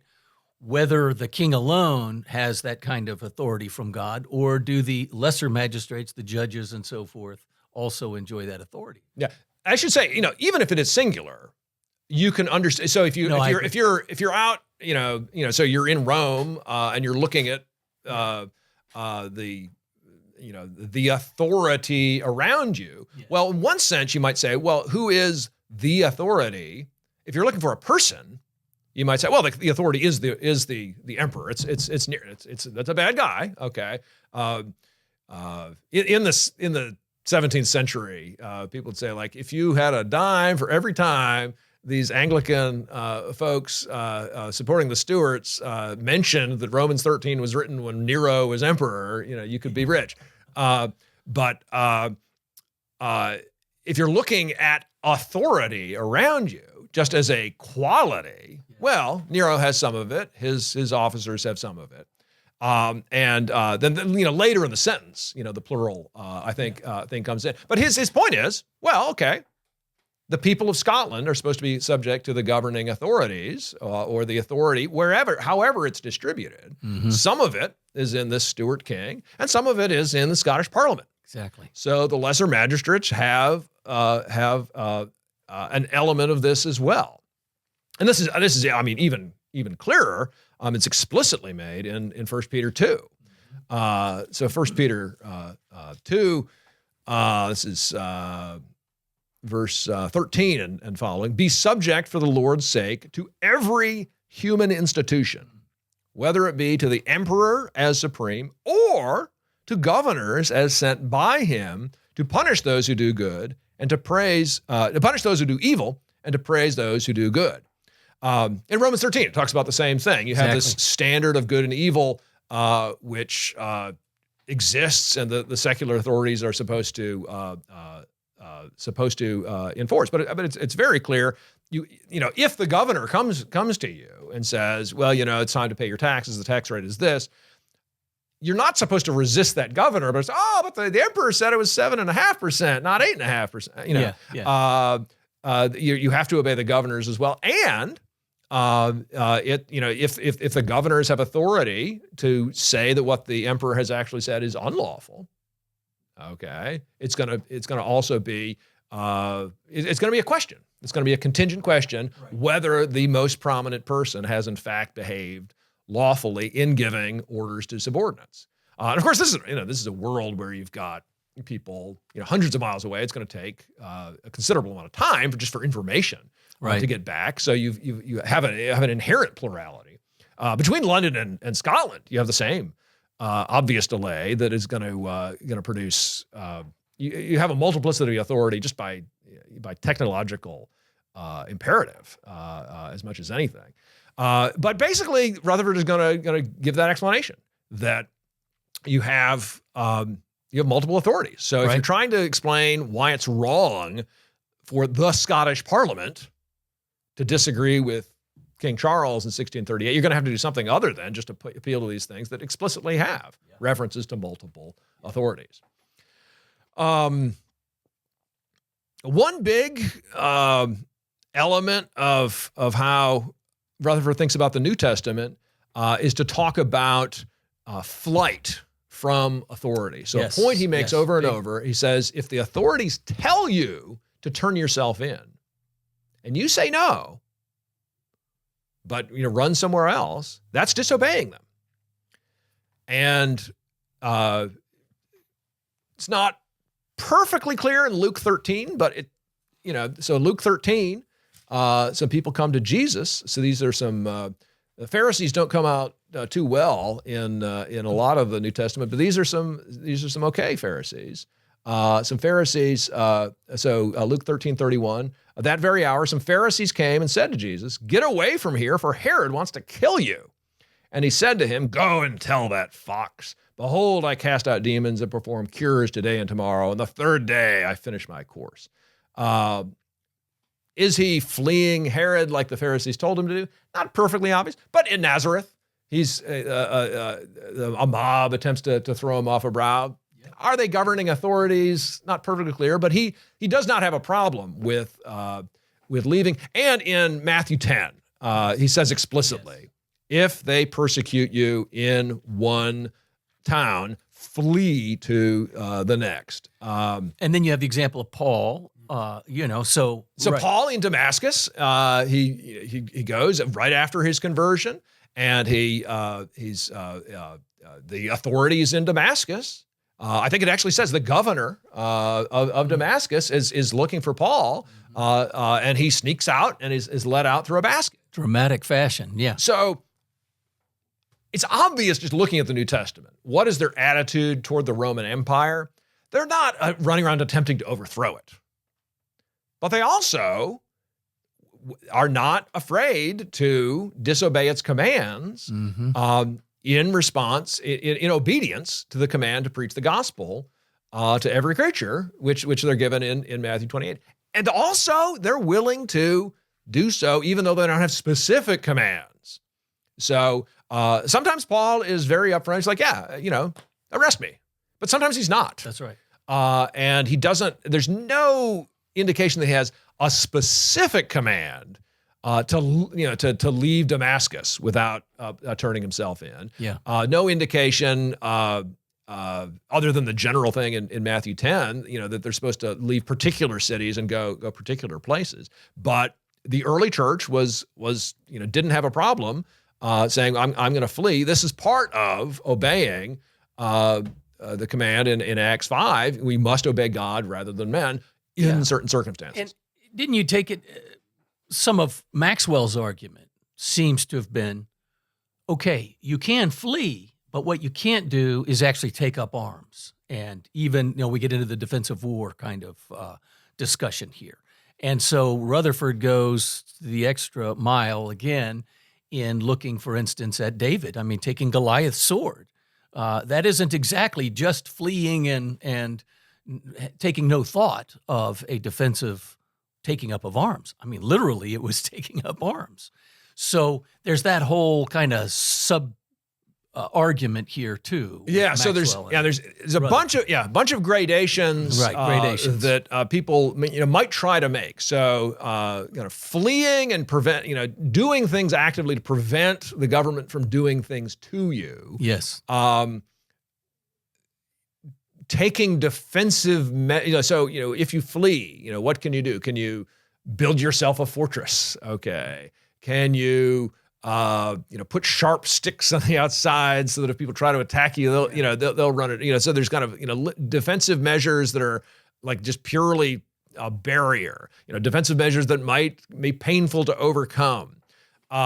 Defensive measures about picking up a sword, defensively, and actually going out and using it to, somebody comes to arrest you. And picks up a sword. Can you defend yourself?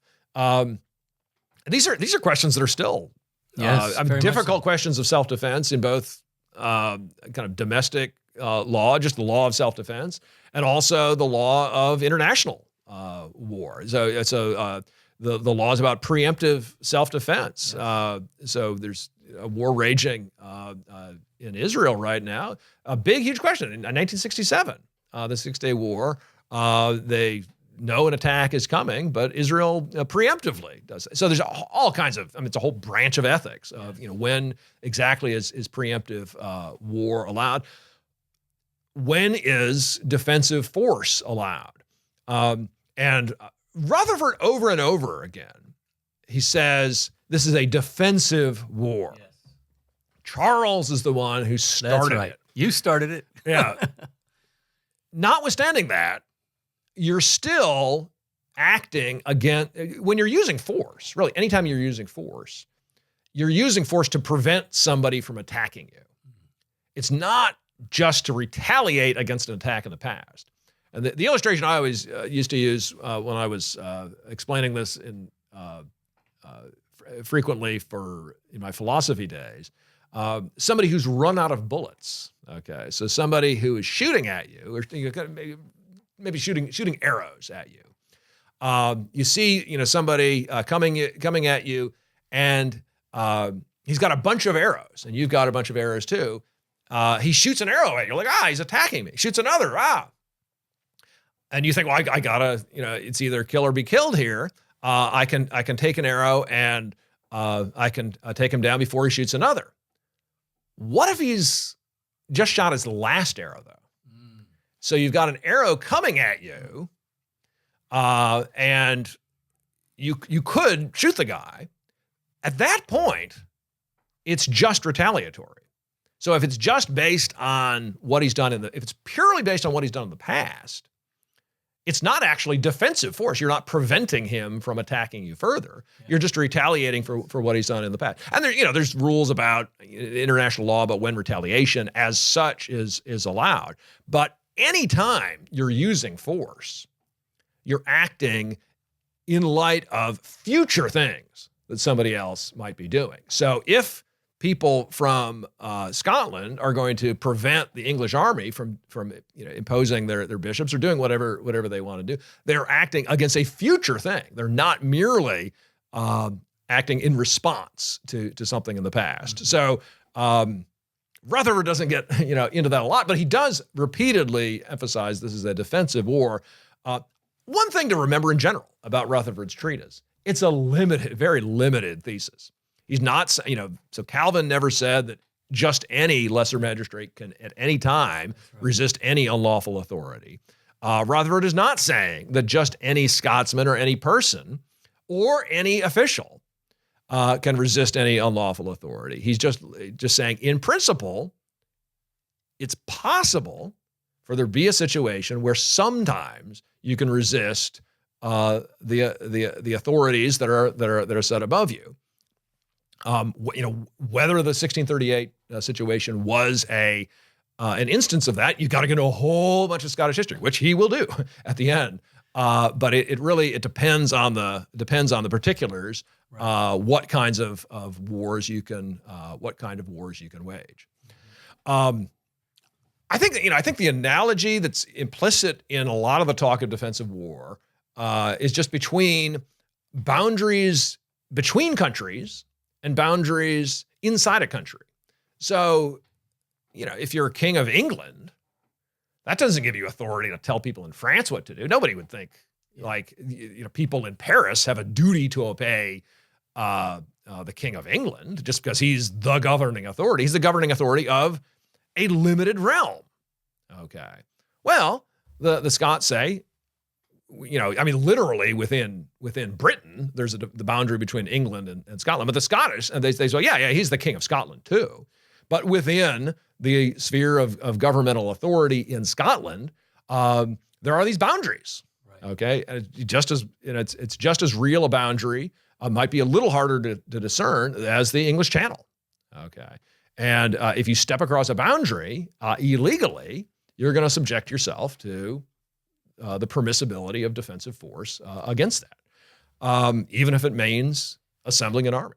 And in fact, I think one of the principles, again, that kind of undergirds his argument is he refers basically to natural law and the right of a man to protect himself and his family. And when you're invading my sphere, I have every right to resist, at least in some comparable fashion, as you say, whether it's, lethal force and so forth, you can get into. But that is universally acknowledged, at least at Rutherford's time. Today, we have disputes about natural law and so forth too. But there's a simplicity in that argument that sort of carries through, and everybody will go, well, of course. And he often cites the extremes of Charles taking up the band of bloodthirsty Irishmen that are coming and literally invading our people. So there is, as you say, that theoretical side that he's talking about maybe someday. On the other hand, they're living through the actual war, the English Civil War and so forth, that is waging and raging all around them. That's right. And so everybody would acknowledge there's a natural right of self-defense. If there is no government, you're going to have to do that yourself. The question is the extent to which, when you've got a government, people have either explicitly or implicitly given up their natural right of self-defense. Right. And the Stewart argument, the Maxwell argument is you've given it up to the extent the government says. Absolutely, says they really. have. In terms of self-defense against the government, you've really given it up entirely. And Rutherford's point is, no, there's nothing in the establishment of a government that has affected any kind of alienation like that. And he even goes so far as to say it is impossible for one to cede that absolute authority. It is inherent in man to retain the right of self-defense. Yeah, if the government is attacking you with sufficient illegality and sufficient immorality, right. They, simply in virtue of that fact, have returned you to a state of nature. Yeah. So if you have the right of self-defense in a state of nature, you would have it under the extreme circumstances in which the government returns you to one. I don't know if there's anything else in the book itself that we want to get into. I just want to mention, I found it amusing. One of the questions, and I didn't write down which one it was, about 2/3 of the way, 3/4 of the way through, asks the age-old question, what is the best form of government? And one would think Rutherford, being a Scotsman and all, would say, of course, monarchy. But he doesn't actually say that. And so he is keenly aware of the limitations of the monarchy, especially when they assume an absolutist sort of approach to rule, and brings in some of the principles, again, that our founders, I think, built off of, and the notion of checks and balances, obviously not his language, but the idea that one man, I think Calvin said something similar, vested with a more or less absolute authority as a sinful, fallen creature is a very dangerous thing. And so there's a lot of that. Maybe this is a transition moment to talk about the legacy of Lex Rex and how others have built on Rutherford's work. One other thing I just want to say, I think this was somewhat historical, contextual, and so forth. But the fact is, Lex Rex was never formally refuted, right? They wanted to burn it, not actually answer his arguments. So it's a curious sort of historical oddity as it fell out. That's right. So this is 1644. We can kind of just get a little more of the historical narrative. Yeah. The English are at this point. So in the subtitle, it says, are the Scots justified in coming to the aid of their English brothers and helping? So the English and Scots worked together in the first English Civil War. The Scots actually capture the king and then so this is Charles I, give the king over to Parliament. Then some people in Scotland decide, wait a minute, you've taken the king captive. He's not going to act as a free agent at all. I thought what we were trying to do was get him to behave, to be king in a proper manner. Some Scots fight on behalf of Charles I in the Second English Civil War. I mean, I guess it's Scots versus English then. Then in 1649, the Parliament decides, well, we think that Charles I is guilty of treason. He's guilty of high treason, which traditionally is treason against the king. And a bunch of people say, how can the king be against himself? So they say, well, and it also includes treason against the state. The state. So in 1649, they put him to death. And Parliament, the English Parliament, at that point says, and you know what? We don't want to have a monarch anymore. We find it's useful at certain times, and this is no longer one of them. Rutherford, when he talks about what's the best form of government, and he says sometimes it's monarchy, sometimes it's not. That's right. And the English Parliament says, we think it's time for it not to be. So if you go around it, our family visited England last summer, a year and a bit ago, and you go to lots of places, and they say, "Oh yeah, in 1649 they destroyed a bunch of basic artifacts of the monarchy. All the current stuff is just from 1660." Okay, so Charles is put to death. Then Charles II. A bunch of Scotsmen say, "Oh well, we've never wanted to get rid of the king. Right. We've got a new king. It's Charles II." Charles II actually then fights alongside certain Scots in the Third English Civil War, and if you look at the history of the Scottish folks, I mean, it is. I mean, at a distance of several hundred years, it's perhaps more amusing than it was at the time. Yes.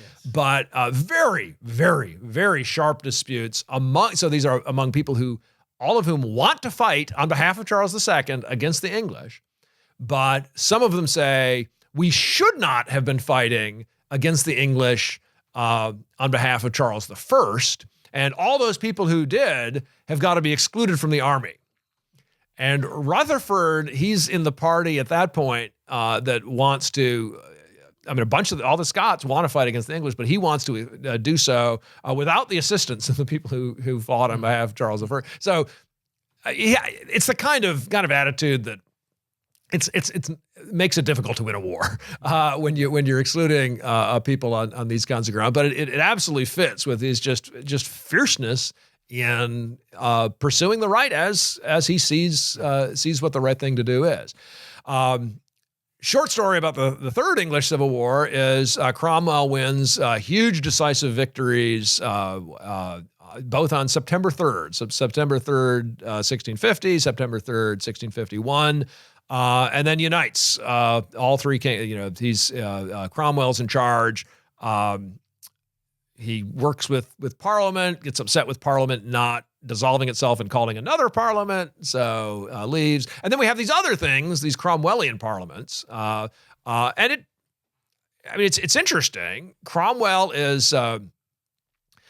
I was in England one time, just reading this massive biography of Cromwell, and somebody came up. This is in Cambridge, where Cromwell was from. He was kind of one of their heroes. They're like, "Oh, Cromwell, he's just good guy, a bit of a tyrant." so I thought it was wonderfully charming that someone could be a bit of a tyrant, but also be seen as a good guy. There's a lot more religious liberty under Cromwell than there is at any other time. Cromwell is he's an independent, so a lot more like us than like the Presbyterians. But he's in charge. He's a very decisive ruler. He's able to set things up. And they're like, yeah, you have religious liberty. You can discuss what you want. As long as I'm perfectly confident that I can defeat you people in battle, which I am. It's not going to be not going to be a problem. But when he dies in 1658, leaves a son who is just nowhere near as able politically or militarily. He actually has a son-in-law, Ireton, who is really very, very talented, that initially in the 1640s, a lot of people think could succeed Cromwell.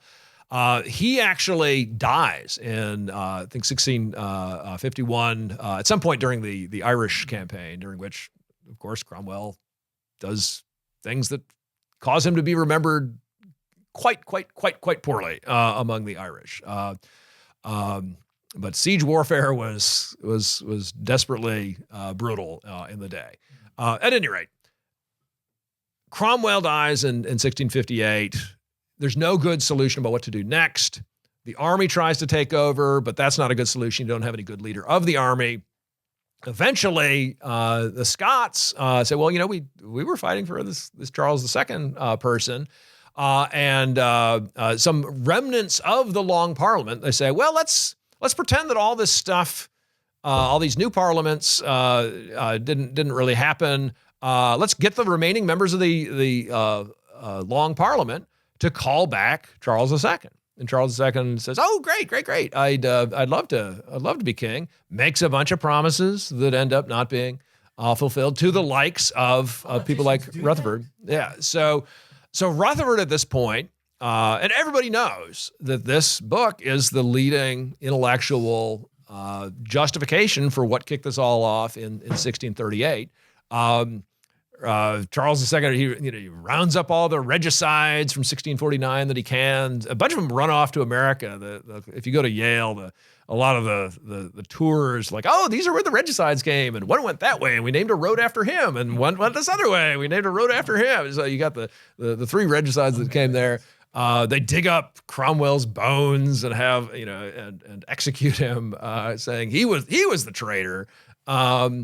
So when Charles II comes back in 1660, this becomes public enemy number one. Public enemy number one. Rutherford is dying, and he says, "Well, I'm going to meet my judge," and it adds a little snark. I mean, the comment about "I'm going to meet a judge," I'm going to someplace meet someone that you're not going to meet. It has this kind of. It's an odd cocktail of both his really, just sweet longing to be with Jesus. You read his letter. It's just so beautiful, so spiritually helpful. But then he adds in this little snark, which is, it was part of the time that it was, they were fighting about things that they really cared about. Yeah. They cared about whether the gospel would be able to be preached in a pure form, without distractions and without formalism that cause people to have false assurance. This is a deadly serious matter. But Rutherford is off the scene, and everybody knows the ideas at this point very, very well. So there's just no hope of eradicating Rutherfordism. No putting that genie back in the bottle. Yeah, but they certainly can get the bulk of the nation in the 1660s thinks, we went overboard in trying to completely run things on a kind of a fiercely biblical model. There's just too much disagreement among the different parties that didn't like Charles to really have any consensus. If Cromwell had somehow been able to live for 60 years past taking power, he might have been able to establish a culture that would have been stable, but he in 5 years was nowhere near enough. And then in 1683, you've got Charles II. He has many children, but none of them with the Queen, unfortunately. And his brother is set to succeed him. There's a big fight about the Whigs. So the Whigs are basically the Puritan party. The Whigs and Tories are the two big parties. The Whigs attempt to get James II excluded from the succession, but they fail. And in 1683, with James II about to, it's clear Charles II is not going to survive that much longer. James II is getting ready. So this is an explicit Roman Catholic getting ready to take the throne. Charles II is, everybody agrees, he's kind of a cryptocratic. He takes Catholic rights on his deathbed in 1685 from his brother. That's when the last book burning happens in England. And among the books that they cast into the flames is Lex Rex. It's been illegal to have it, but they think, let's see if we can find some people with copies and burn those. The James II administration is terrified about the idea that if the king acts unlawfully, sometimes it might be okay to resist him. So very much this is part of the idea. Right off in 1685, you have an initial revolt against James II, just saying he's an illegal king. It's illegal to have anybody who is submitted to Rome administering a church that is founded on the principles that it is. 1689, or really 1688, Rutherfordism is very, very big part of the resistance to James once a bunch of details about 1688. But you have a bunch of bishops who are told to read a statement. They refuse to, and then you have the trial of the bishops. So it was June 30th, 1688, the acquittal of the bishops. And when they acquit the bishops, a bunch of James II's people's like, okay, looks like the lesser magistrates are starting to speak.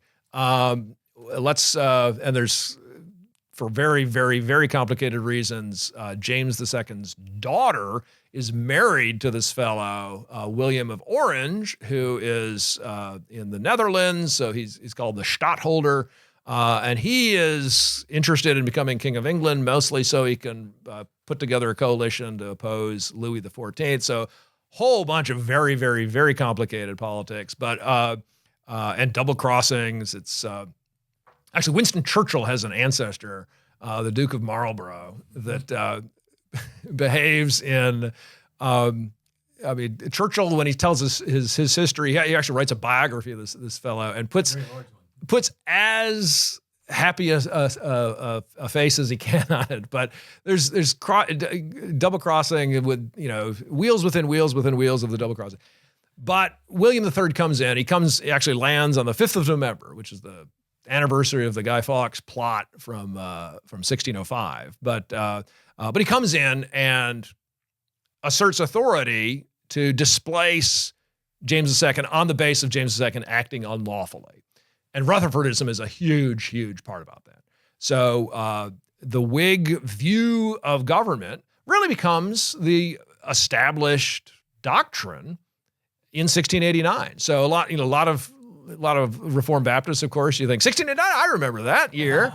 If you're going around to Reformed Baptist churches and you see a 4-digit key code around the back, it no longer will work for our church. But your first try probably should be 1689, because when William III comes in, suddenly you get a lot more religious liberty. So the Second London Baptist Convention, it was written 1677, but it wasn't safe to publish and put a whole bunch of names subscribing to a confession in 1677. You got to wait until you get William III around. He's not a Baptist, but he's allowing the Baptists to get together, and that's when Rutherford comes out. And hence the historical term for that ascension, the Glorious Revolution. Yeah, right? Yeah. So that gets established without any fighting, because James realizes he's not gonna fight. He heads off to Ireland, and there are some battles, but nowhere near as violent as the skirmishes. 1640s. Really, yeah. But then you've got America. Okay, exactly. So you've got so America. What is America? So a lot of these folks, the basic political outlook of these folks. At least, there's differences among different parts of America, but especially the people who come to like Massachusetts in the 1620s. What are they coming to Massachusetts to do? They're trying to do in America what their friends were trying to do under the Stuarts, and trying to prevent further erosion in the Elizabethan settlement, but also saying, oh, well, if we go to America, we can really set up things in a fully biblical way, where we're taking all of the practices of Rome or Rome's descendants and getting rid of them if they're unbiblical. So in 1689, they're very happy. So, in the 1640s, when, there's a bunch of people who, in America, they're paying attention. You bet. There's a very big difference between Massachusetts and Virginia. So in the 1640s, when the Puritans are on the ascendancy in England, whole bunches of people leave England and head to Virginia. So Virginia, the team mascot is the Cavaliers. Well, those are the people fighting against the Puritans in England. So you have a very different mix of attitudes in Virginia and Massachusetts, but the kind of general wiggery of the English folks. General wiggery. General wiggery in the future. Yeah, it really it spreads through all of the American political culture. So a lot of them call themselves American Whigs. And if you look at the Declaration of Independence, a bunch of the stuff in it is basically Rutherfordian. So when they say, so he has a statement that makes several times, all men are born free. And what he means by that is people don't come out of the womb born to be king.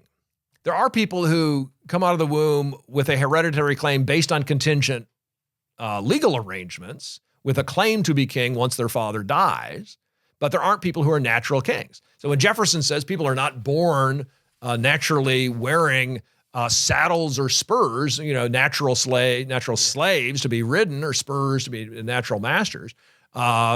It's very similar to what Rutherford is saying. And, of course, Jefferson doesn't follow through on those principles.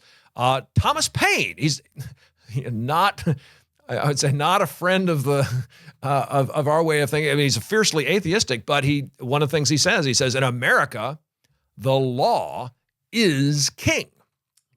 Not quite the same thing that Rutherford did, but there's people who heard that, no question, they would say, in America, Lex is Rex is Lex. Okay, so he said we shouldn't have a king at all. The king should just be the law. But lots of people take that view. But if you look at the argument of the Declaration of Independence, all people are created equal, i.e., the king can't rule simply in virtue of being born a king. Right. The rest of the argument is essentially the 18th century version of Rutherford's argument from the 17th century. And they make explicit what was implicit in Rutherford's teaching, that the people in America have the right to alter or abolish the government when it becomes destructive of the ends of government. That's right. Right. And so really remarkable document, though. Yeah. So if you really want to understand the Declaration of Independence, you've got to understand at least something of the Rutherfordian water in which everybody is swimming at the time. So one question sometimes our kids ask, well, why was it okay? You read Romans 13 and you think, why exactly was it okay for us to revolt against King George? The Declaration of Independence doesn't have scriptural citations for all these things, doesn't go through lesser magistrates, doesn't go through all of the terminology. But if the better you know Rutherford, the better you'll be able to understand the argument that Jefferson is putting together. Jefferson, he comes up with a lot of beautiful language, but really he's working in an environment where he knows he's got to tailor an argument to people who are far more biblically committed than Jefferson is. So it really is a far more Rutherfordian document than probably Jefferson would have done himself. I'm not sure if there's a bunch of fascinating studies about his first draft and the final thing. I don't know if specifically there's elements, but in the environment, this is what makes America. And our current system, our current constitutional system, where we've got certain powers given to the executive, legislative, and judiciary, certain powers given to primary executive officers and subordinate executive officers, certain powers given to the federal government, certain powers given to states and local governments. that is based on the reason that you have a system where one of those authorities can legitimately claim to disagree with another without being without cutting itself off from the system. Yes. It's a Rutherfordian thought. Yeah. And you'll find people in the 1790s, just in the very first earliest cases of judicial review, they say, well, in America, we don't believe in this passive obedience. Passive obedience it's kind of a funny term to unpack, but it's basically the Stuart doctrine, right, that everybody has to obey the king. The king is the only one who gets to decide whether this is a sufficiently unlawful for you to rebel. So we have judicial review. Legislature passes a statute. Judges can say, well, you might have thought it was constitutional, but it's contrary to our best view of what the Constitution means. Right. That is a form of, I don't know if a lesser magistrate, another magistrate, saying that in this circumstance we have authority to say that you've acted illegally, acted contrary to the Constitution, and as in the 1640s. There's going to be all kinds of contingent questions about exactly who has jurisdiction over what, who is, what powers do we have? How clear a case does it have to be to say something's unconstitutional? That kind of question. Exactly. And if I may bring it up right to the modern day, I mean, again, in a lot of ways, this is not so theoretical for me. I have clients that are in jail right now for opposing the laws that permit the slaughter of children in the womb, right? I have others who have been penalized civilly, not criminally, for quoting Romans 13 and then asserting a right to, if circumstances were such, to take the law into their own hands when, again, the government does not enforce laws against murder. And then there's the other side, as Romans 13 is so explicit about the role of government, right, to reward the good and punish the evil. Certainly a pretty compelling argument could be made today that our government does precisely the opposite. We reward the lawless and penalize the lawful. And so the question sort of starts to take on some flesh and bones about when, if ever, is it appropriate to resist actively and perhaps with force of arms a government that's out of control? Steve, I think that question is a great way for us to kind of narrow our focus some from the big picture of the historic and intellectual things that were occurring when Rutherford wrote, even the national and international application of those principles, which are all important. But what about the believers? And what about believers in our particular day? And so I do want us to kind of bring it down into some more particular application. And I think we have to be clear that just because our authorities that are ruling over us at whatever level are perhaps completely ignorant of the fundamental principles that Rutherford pressed. I mean, obviously they've probably not read Lex Rex, they've not heard of Lex Rex, but they may be ignorant of the fundamental principles that they should not be ignorant of. Just because of that ignorance, that doesn't give us a right to kind of mockingly reject their authority. Even the fact that they are not believers doesn't give us a right to treat them with disdain and rebel. But there are times where the believer must, through careful, prayerful, biblical wisdom, must respond in a way that the ruling powers that be are going to find it's a bit rebellious, and of course there are thousands of ways to look at that. So let's think of three areas that we can just kind of talk about in our application. There's the civil response of the believers. There is an individual or personal response of the believers, and there's some overlap there. And there is what we might call an ecclesiological response of the churches in the land. So civil response, your whole adult life has been devoted to believers taking a stand in a way that gives pushback to moral decay in a nation.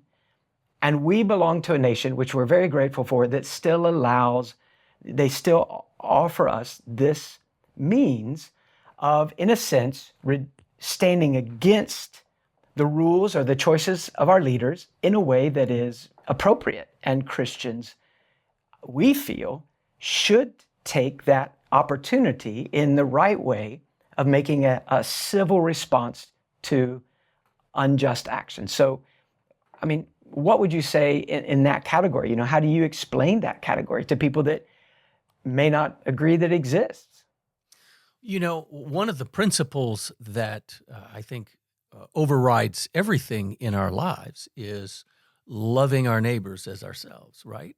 Well, there's certainly that civic application of that principle in the context that we find ourselves in America, where failure to speak out, maybe to address your congressmen and women, to even take cases to court, where you're not doing it for selfish reasons, but you're doing it because we were discussing in the break how Paul would sometimes stand up for his rights, sometimes not.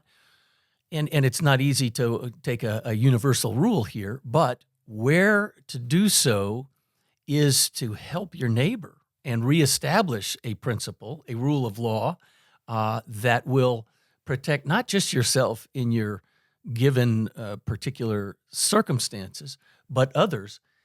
Classic example, we just had a lengthy discussion this week regarding street preachers and the basic right to proclaim the gospel in the public ways. It's no surprise to you that worldwide you see a real kind of wrenching of and removal of that right. And even in America, more and more, when you speak out and proclaim certain biblical truths, they are deemed absolutely off limits, offensive to the sensitivities of our citizenry today, and you're not even allowed to proclaim what the Bible says. And so, at the same time, some of those folks are, they're looking to be as offensive as they can. Precisely, exactly they think, right. I want to be able to, Yes. assert my First Amendment. Yes. Or the thought that being offensive would be the kind of the most direct route to Yeah. effectiveness. Yeah, it sometimes is the most direct route to a court case, but that can't be our goal. Yeah, and Agreed. I think we have examples in Scripture there. But so let's say one basic principle for applying that is civil response of rejecting, immoral laws or immoral choices in our government, local or national. The civil should take. I think one of the driving motivations would be, I am thinking of someone other than just me. yes. So when you're pressing a case for a person who is presently in jail because of the way that they stood against, abortion, which we feel is a very wicked, freedom in our country. So you're pressing the case, but you're not just doing it because Joe's in jail and Joe's not with his family and Joe's losing income and Joe's, it's not just Joe. It's there is a principle and there is something larger than the individual. And so the civil response is for an individual, but it's for something larger. Exactly. I think that if we let's take it down to the personal level, because you mentioned Paul, and I think there we have there's a blending at times between the two. When we think about personal responses to unjust authority or to immoral exercise of authority, so this could be, a president, it could be the Congress, it could be the judges, it could be the local government, it could be your employer, your boss. Yes. What do you do? And I think there's, while we can't certainly give, 100 steps to take. So we have to give principles. I think one principle is the question, what's really at stake here? Because there are some things that are at stake which are of lesser importance, or at least they should be to us as believers. And there are some things that are at stake which may not be easily recognizable immediately in the situation, but if you'll calmly kind of step back and not have an emotional reaction to a situation, let's say at work, you step back and the authority at work has done something. You step back from self and you look and you say, okay, what's at stake here? If it's only my personal preferences, even if it's unjust treatment, I may, as a believer, see that there is a larger thing at stake, and that is my opportunity to witness to a higher governmental authority, Christ himself. So I belong to the higher king. My citizenship is in a kingdom that will never end. I'm also an American, and I'm also under this local employer or boss. When the local employer or boss makes my life difficult, I can claim my rights. Maybe I shoot above my local boss and I go to his boss and I get this taken care of. But in doing so, would I forfeit my opportunity to show people that while I do value my personal rights, in this situation, I gladly lay them aside without complaint in order to show that there's something so much greater than me getting treated rightly? I think our sense of personal honor is a highly motivating factor, and just the outrage that we have, or that everybody has, when they're insulted. That's not something. If you look at Paul, you look at the New Testament, look at Acts.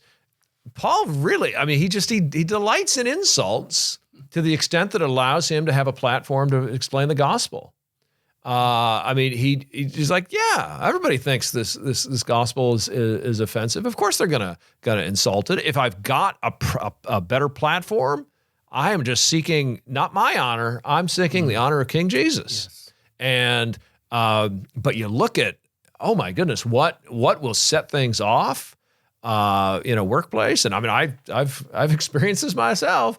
I find myself far, far more upset about somebody insulting me than doing things that, pragmatically might be far, far more important. So I think not being motivated by, and I'm really talking about things bad motivations that I have personally, being motivated by anger, being motivated by having been insulted, that's a very, very powerful, but those are motives that shouldn't, to the extent that we can mortify them, that I can mortify them, I've got to just extirpate them from the way I think about relating to authorities.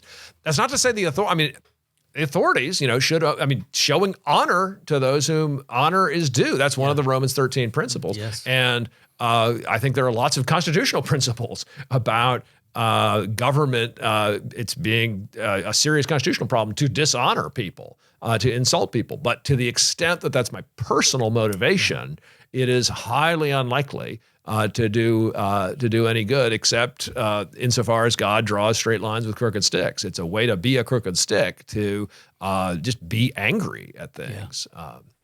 Agreed. I think that, let's think about Paul. So Paul is a Roman citizen. Paul is a Roman citizen by birth, even though he's Jewish. He's not a Roman citizen by purchasing it, as we see others are in the New Testament. And so, he's a bit of it's a bit of an elite level in that Jewish world. And especially as he travels the Roman Empire, taking the gospel to these cities, he has rights that not everybody has that he meets. And he can call upon those rights at any point, but he so rarely does. We might not even notice that he has these rights if it weren't for Philippi, and then later in his life toward the end. At Philippi, he is unjustly grabbed and beaten and thrown into prison. No due process. Well, you can do that. You can do that to a lot of people, but you cannot do that in Philippi to a Roman citizen. So you can mistreat some people, but you don't mistreat the Roman citizen. And Philippi is a Roman colony. And so, that's a certain level of privilege that not every town enjoyed. And so, they're under scrutiny. If Paul says your Roman colony mistreated a Roman, then the local leaders, they're in hot water. So he's thrown into prison. They find out he is they find out he's a Roman citizen. So they've done it all wrong legally, and he could really make their life miserable. So they try to shoo him out quietly, and he says, no, we're going to do this publicly. Why is this the first time in the book of Acts that we hear Paul claim his right as a Roman citizen? And I think the answer is that in other places, being willing to be beaten to the point of being left for dead, he chooses that as the platform to share the majesty and the realities of Jesus of Nazareth.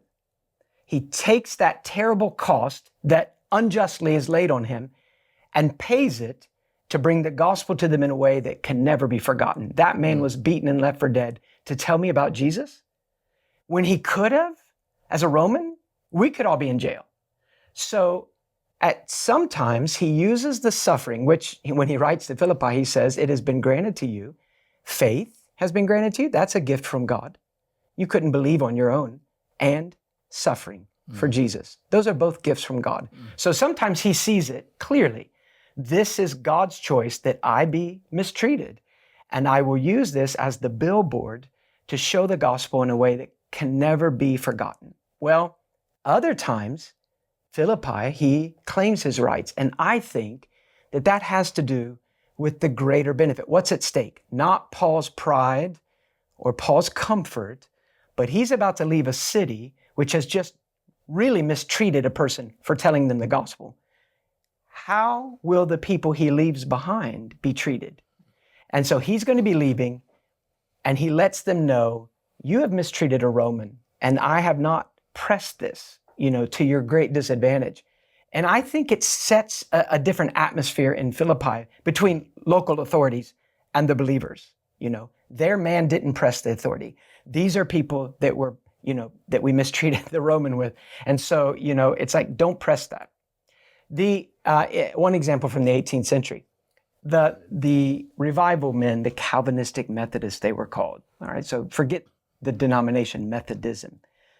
So in the 18th century, the Great Awakening that occurred there is called the Evangelical Revival. So you have men like Whitefield and Rowland and Harris, who were Welshmen. We don't know as much about them usually. In Wales, there was pretty violent opposition. And mobs were often gotten going by local magistrates. So local magistrates felt loyalty to the Church of England. Now, all these revival men were Church of England men, but they were presented in public opinion and gossip as anti-Church of England. There were even books written against Whitefield saying he actually was in the pay of the French because his preaching was undermining local stability because you're attacking our church. And, that's the other great stabilizing factor. We have monarchy and we have church. So our local church, which everybody, 96% of the people in the early 18th century throughout England and Wales, 96% are Anglican. Only 4% are dissenters, Baptist or Presbyterians, Congregationalists. So you're starting this upheaval in society to make us weak so that the French can march back in, So the local magistrates, out of a personal kind of nostalgic attachment to their state church, they oftentimes got the crowds riled up, and the kind of the thuggish guys in town would be given free ale. They got drunk, and then they were pointed at the Methodists. Go get them. And they would attack and throw rocks and rotten fruit and beat people gathering to hear Whitefield preach. Well, over and over it occurs, and the Calvinistic Methodists, the Anglicans preaching in the revival, never press their opportunity to, take these people to court and get them in trouble because it is against the law. Until one time in Wales, it got pretty bad, and they decided we will press our rights here. But the reason was not Whitefield or Harris or the other men thought, I'm tired of having rotten fruit thrown at me when I preach. So I don't have to have it. I could press my rights. And then everyone else would be scared of mistreating me. So that was not it. But they pressed the rights because they saw that there was an increased violence in the crowds, stirred up by local sheriffs or local lords and ladies. And we need to go ahead and check that for the sake of the churches by saying, hey, we have a right to take you to court, and you will be in trouble for this because it's not legal for you to do this to us.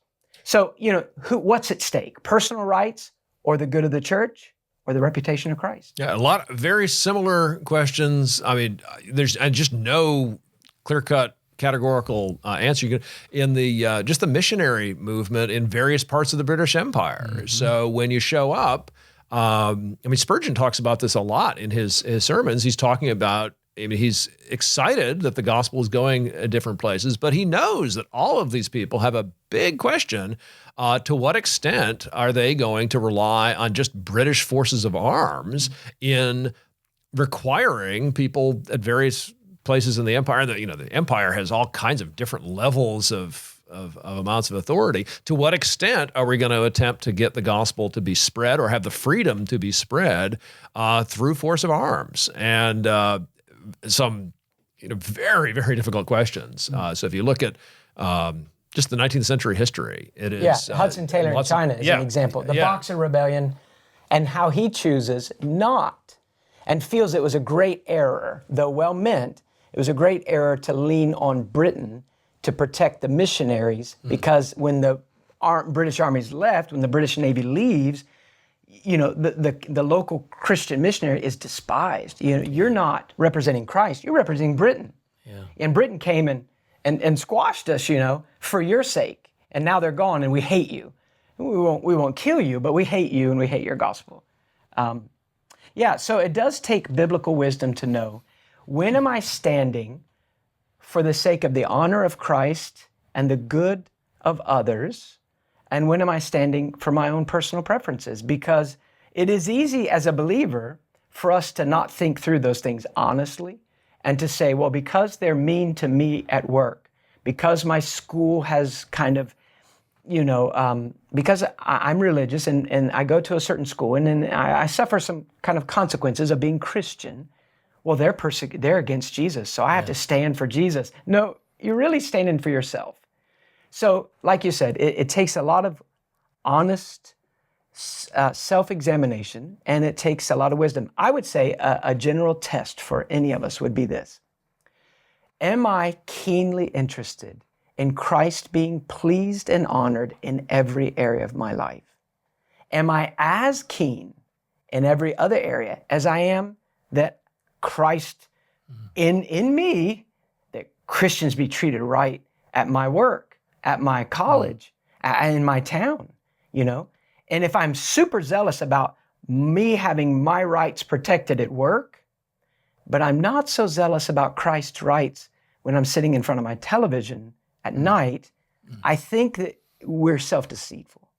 And that is always a possibility for all of us. So, and you know, it's good to ask your honest Christian friends who will be honest with you. You know, do you think this is wise? Will this lead to the honor of Jesus? Or should I allow personal hardship in order to show the world there is something that makes me so deeply happy, some person that you don't know? Any religion can bark against the government and complain, but only the believer who is so happy in Christ can say, right is right and wrong is wrong, and you have done wrong. But I am so happy in the King and in a kingdom that cannot be shaken. I'm not going to press my rights in this situation, but other times I must. And I mean, I don't know if we're going to end with quoting "The Sands of Time Are Sinking," which is based on Rutherford stuff. But I mean, that is what we've got to have. Yes. Keeping our eye on the ball is just the absolute prescription for sanity with respect to everything going on in the world. Yeah, what's at stake? Understanding just how temporary all of this stuff is, that we're not looking, the bride eyes not her garments, but her dear bridegroom's face, looking at Jesus instead of the gifts that he gives to us, the good things that we have from Christ, the good things that we have from a relatively and in certain ways, good civil government, as much wickedness as it is. I mean, we have a lot of corruption here, but so much less than certain countries. No, that's right. I mean, it is mind-boggling how corrupt so many governments are. And having the blessing of that is great. Having the opportunity still to send the gospel forth is great. But that's just all our garments. That's just gifts that we get from Jesus. I mean, that's not Jesus. Right. He's so much more important than anything he does through us or anything he gives to us. Yeah, I think another motivation that we have to be careful with, and this goes hand in glove with the confusion of my personal rights with Christ's honor. Since I'm a Christian, if I'm mistreated, it's easy to think, oh, it's Jesus, and I have to stand up for Jesus. It reminds me of pastoring a little church before I came to North Mississippi, some years before, and we had a group of older gentlemen that lived right next to the church, and then there was the church, and it was a rural church, so there's a lot of grass around the church. We had a number of acres, and there was just a thin strip between the edge of the church and then the edge of these three older bachelors. They were all probably in their 70s, and they were all lost. So I would, as the pastor, I would go visit these old men, and they had no interest in Jesus. And part of their complaint was, well, we know those people at that church, they're mean, et cetera. And I'd say, well, really, that's not the question. All right, so let's go back to you in Christ. Well, these old men, their little driveway, they had their three little old men cars, and they were in the driveway, and it's kind of hard to get out of your narrow driveway. So what they would do is they make a U-drive. They'd cut through about 30 foot of church grass into the church parking lot, and then go out. Well, when it gets wet, when a lot of rain comes, then we'd have these ruts in the churchyard. Then comes the deacons meeting, where the deacons were so upset, and their personal fury, their feeling of insult, the trespassers, was that this is God's grass, and we must protect it. So I said, actually, guys, I have another idea, and this is the reason I didn't last very long. So I said to these deacons, who, in a sense, meant well, but I think they were misguided. I said, guys, here's what I think this is a better way to handle it. I'm going to go talk to those men. They go, that's good. You go tell them. I said, well, here's what I'm going to say. I'm going to say that because we're believers in Christ and how he's treated us, we want them to know that not only are they free, because what they voted to do was build a fence, not only are they free to go through our grass, but we want them to make use of our grass when it's better for them. And because we're Christians and we're not selfish.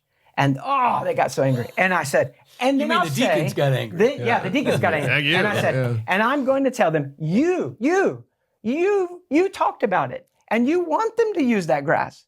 And I said, and I will also mention that when it's wet, it makes it really difficult to mow our grass if there's these big ruts. So if they could just be aware of that, So that was, I didn't have any authority as a Baptist pastor to tell the deacons that I called for the vote. I was the only vote.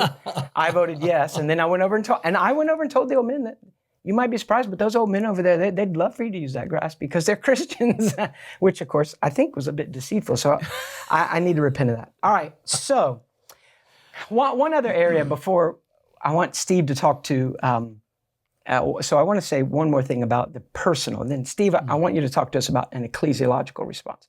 The personal.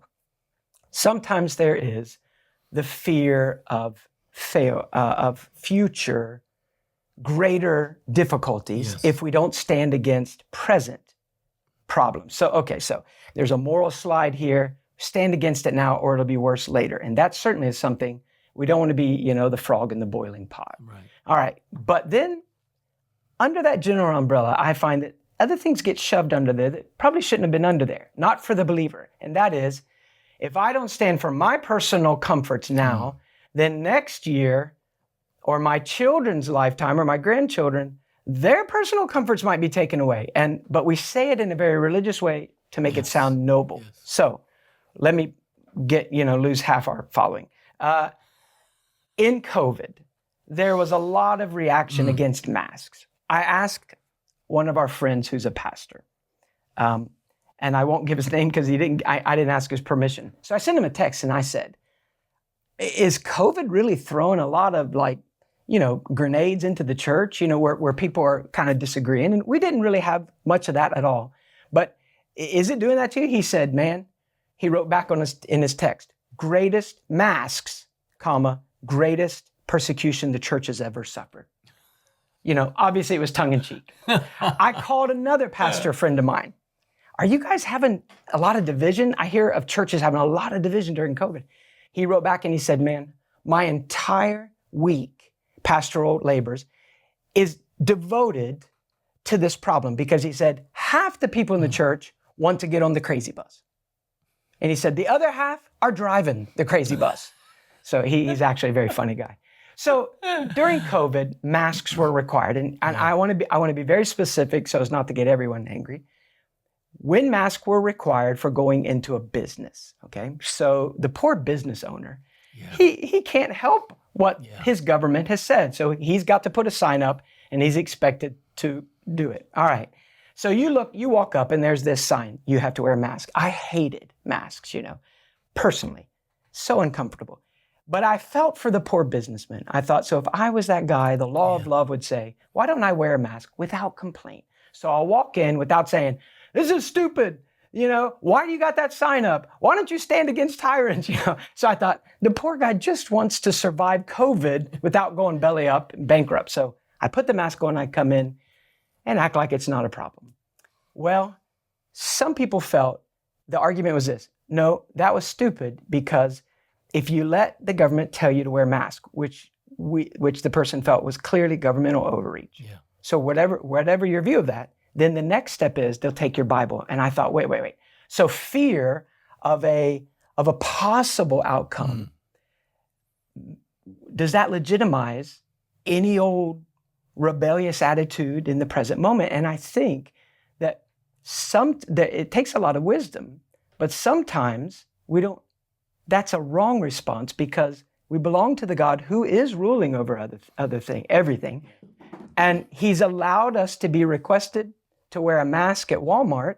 That doesn't mean that tomorrow morning they'll take the Bible away from my grandchildren, kind of a thing. Yeah, so perspective. We have to be careful. Perspective is just so important. You got to see all this stuff in light of God's sovereignty, knowing more history. Yes, that is. So the fact that we so many of our friends know about 3 minutes of history. Well, yeah, you just think of a guy standing in front of a hill, a small hill. Yeah. And he's like, this is a hill. Does nobody see this hill? I can't understand why nobody's feeling that. And okay, we see it. Back up historically and see the bigger picture. It doesn't mean that that's not important, but put it in perspective. And then you see the Himalayas or the Rockies next to it and you think, okay, it is an important thing, but let's put it in its perspective. And that is helpful. Well, Steve, what about ecclesiological responses? Did you want to jump in? Yeah, I just wanted to say Okay, too, go ahead. the whole idea of seeking a multitude of counselors, as you... Not on the internet. Not on the internet. As you alluded to earlier as well, the interests of Christ here. And you risk at that point being completely marginalized, labeled as either litigious or, just out of your mind. And so you have lost the potential audience, perhaps, that you were trying to reach in the first place.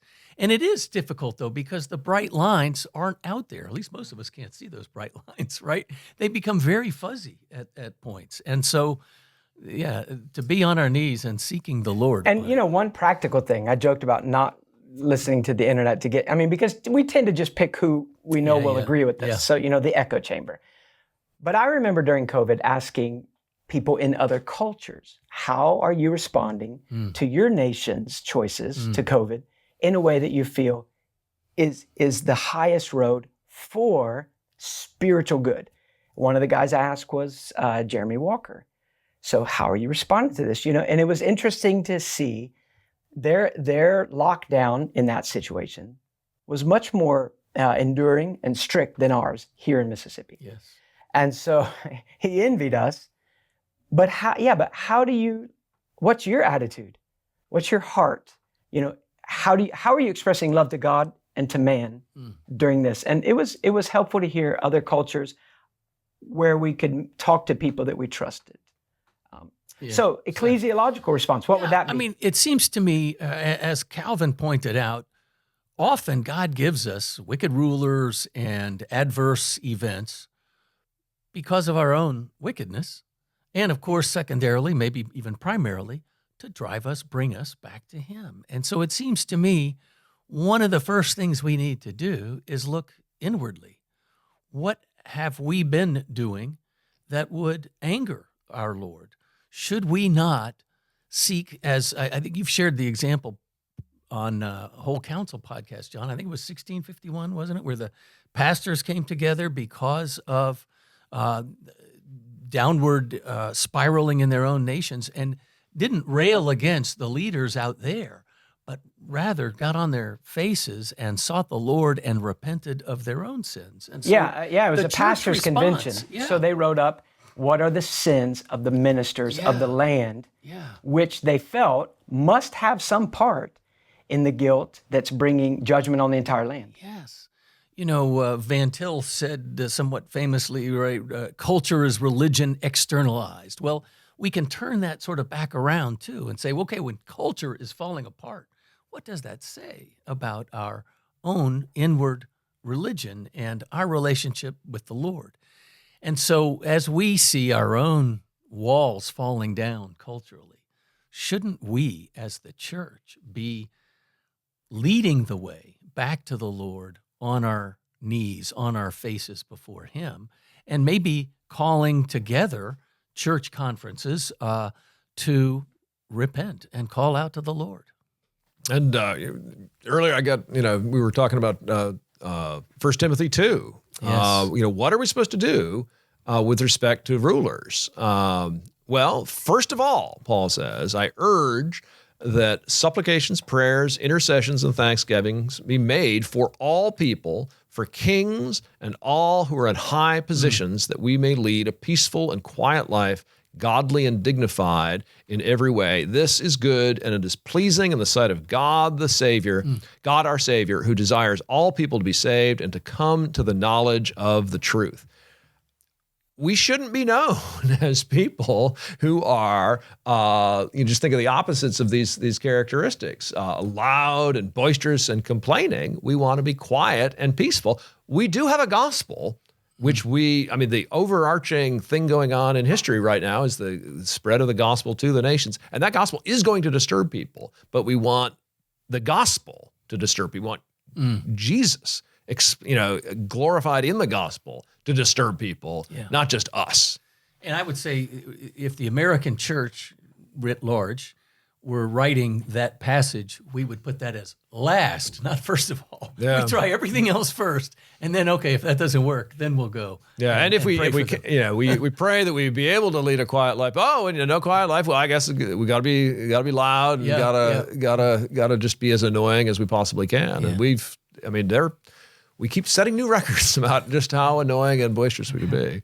Yeah, so salt and light, definitely, even when it's costly. But salt and light in a way that is in harmony with the King, that we're trying to be a picture of His light and the impact of His holy salt, So we're exposing and restraining sin in the culture as God is using us as His tool. But if our attitudes are counter Christ's attitude or counter, the Apostle Paul is such a good example because he goes into so many wicked areas that have no interest in the Messiah. But still, even though there are strong and costly stands that he makes, never is his attitude at odds with the attitude of the King that he's representing. So we in some ways, we've said this at church many times here. So in some ways, the believer, will be as unlike a mere conservative who's railing because life is getting changed and I don't like these new changes. So a true believer may share a lot with a conservative. You may share some values with a liberal, but you share a lot with the conservative.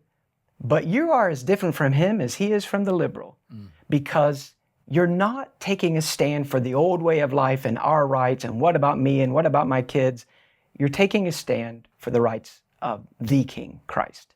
And that changes how you stand. Yeah.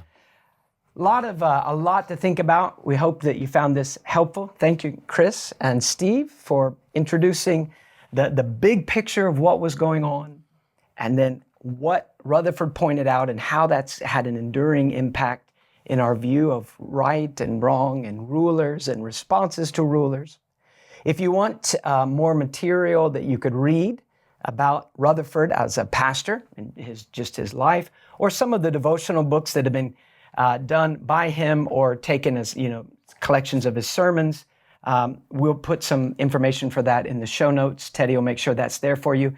Banner of Truth and Reformation Heritage Books have both published a number of books either about Rutherford or by Rutherford. And one of the most exciting things in the history of the universe is that Reformation Heritage Books is now putting together the complete works of Rutherford.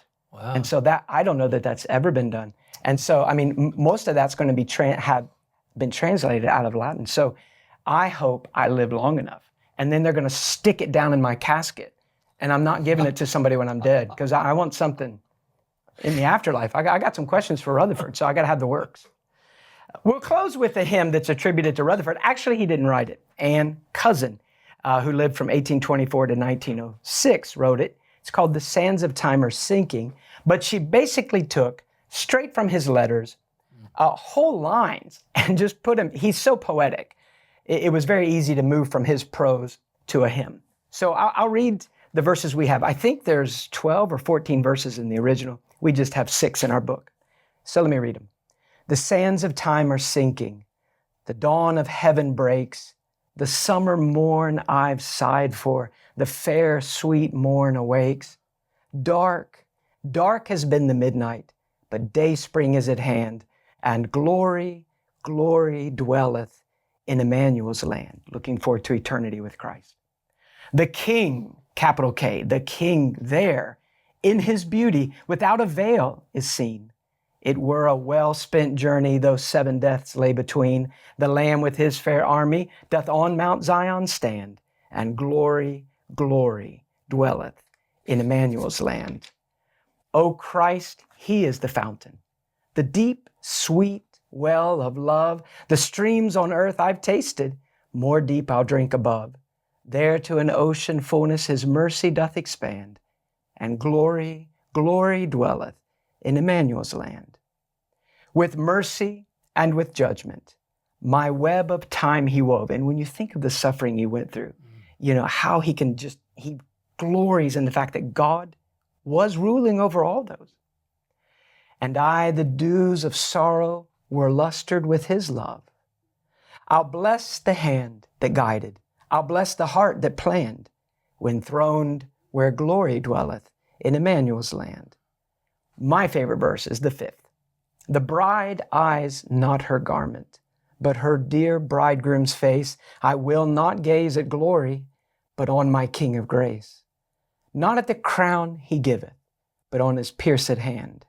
The Lamb is all the glory of Emmanuel's land. I've wrestled on towards heaven against storm and wind and tide. Now, like a weary traveler that leans upon his guide, amid the shades of evening, his life is coming to a close. While sinks life's lingering sand, I hail the glory dawning from Emmanuel's land. So, wonderful believer that God saved and fashioned and gave a great mind to. And so we hope that you found this beneficial.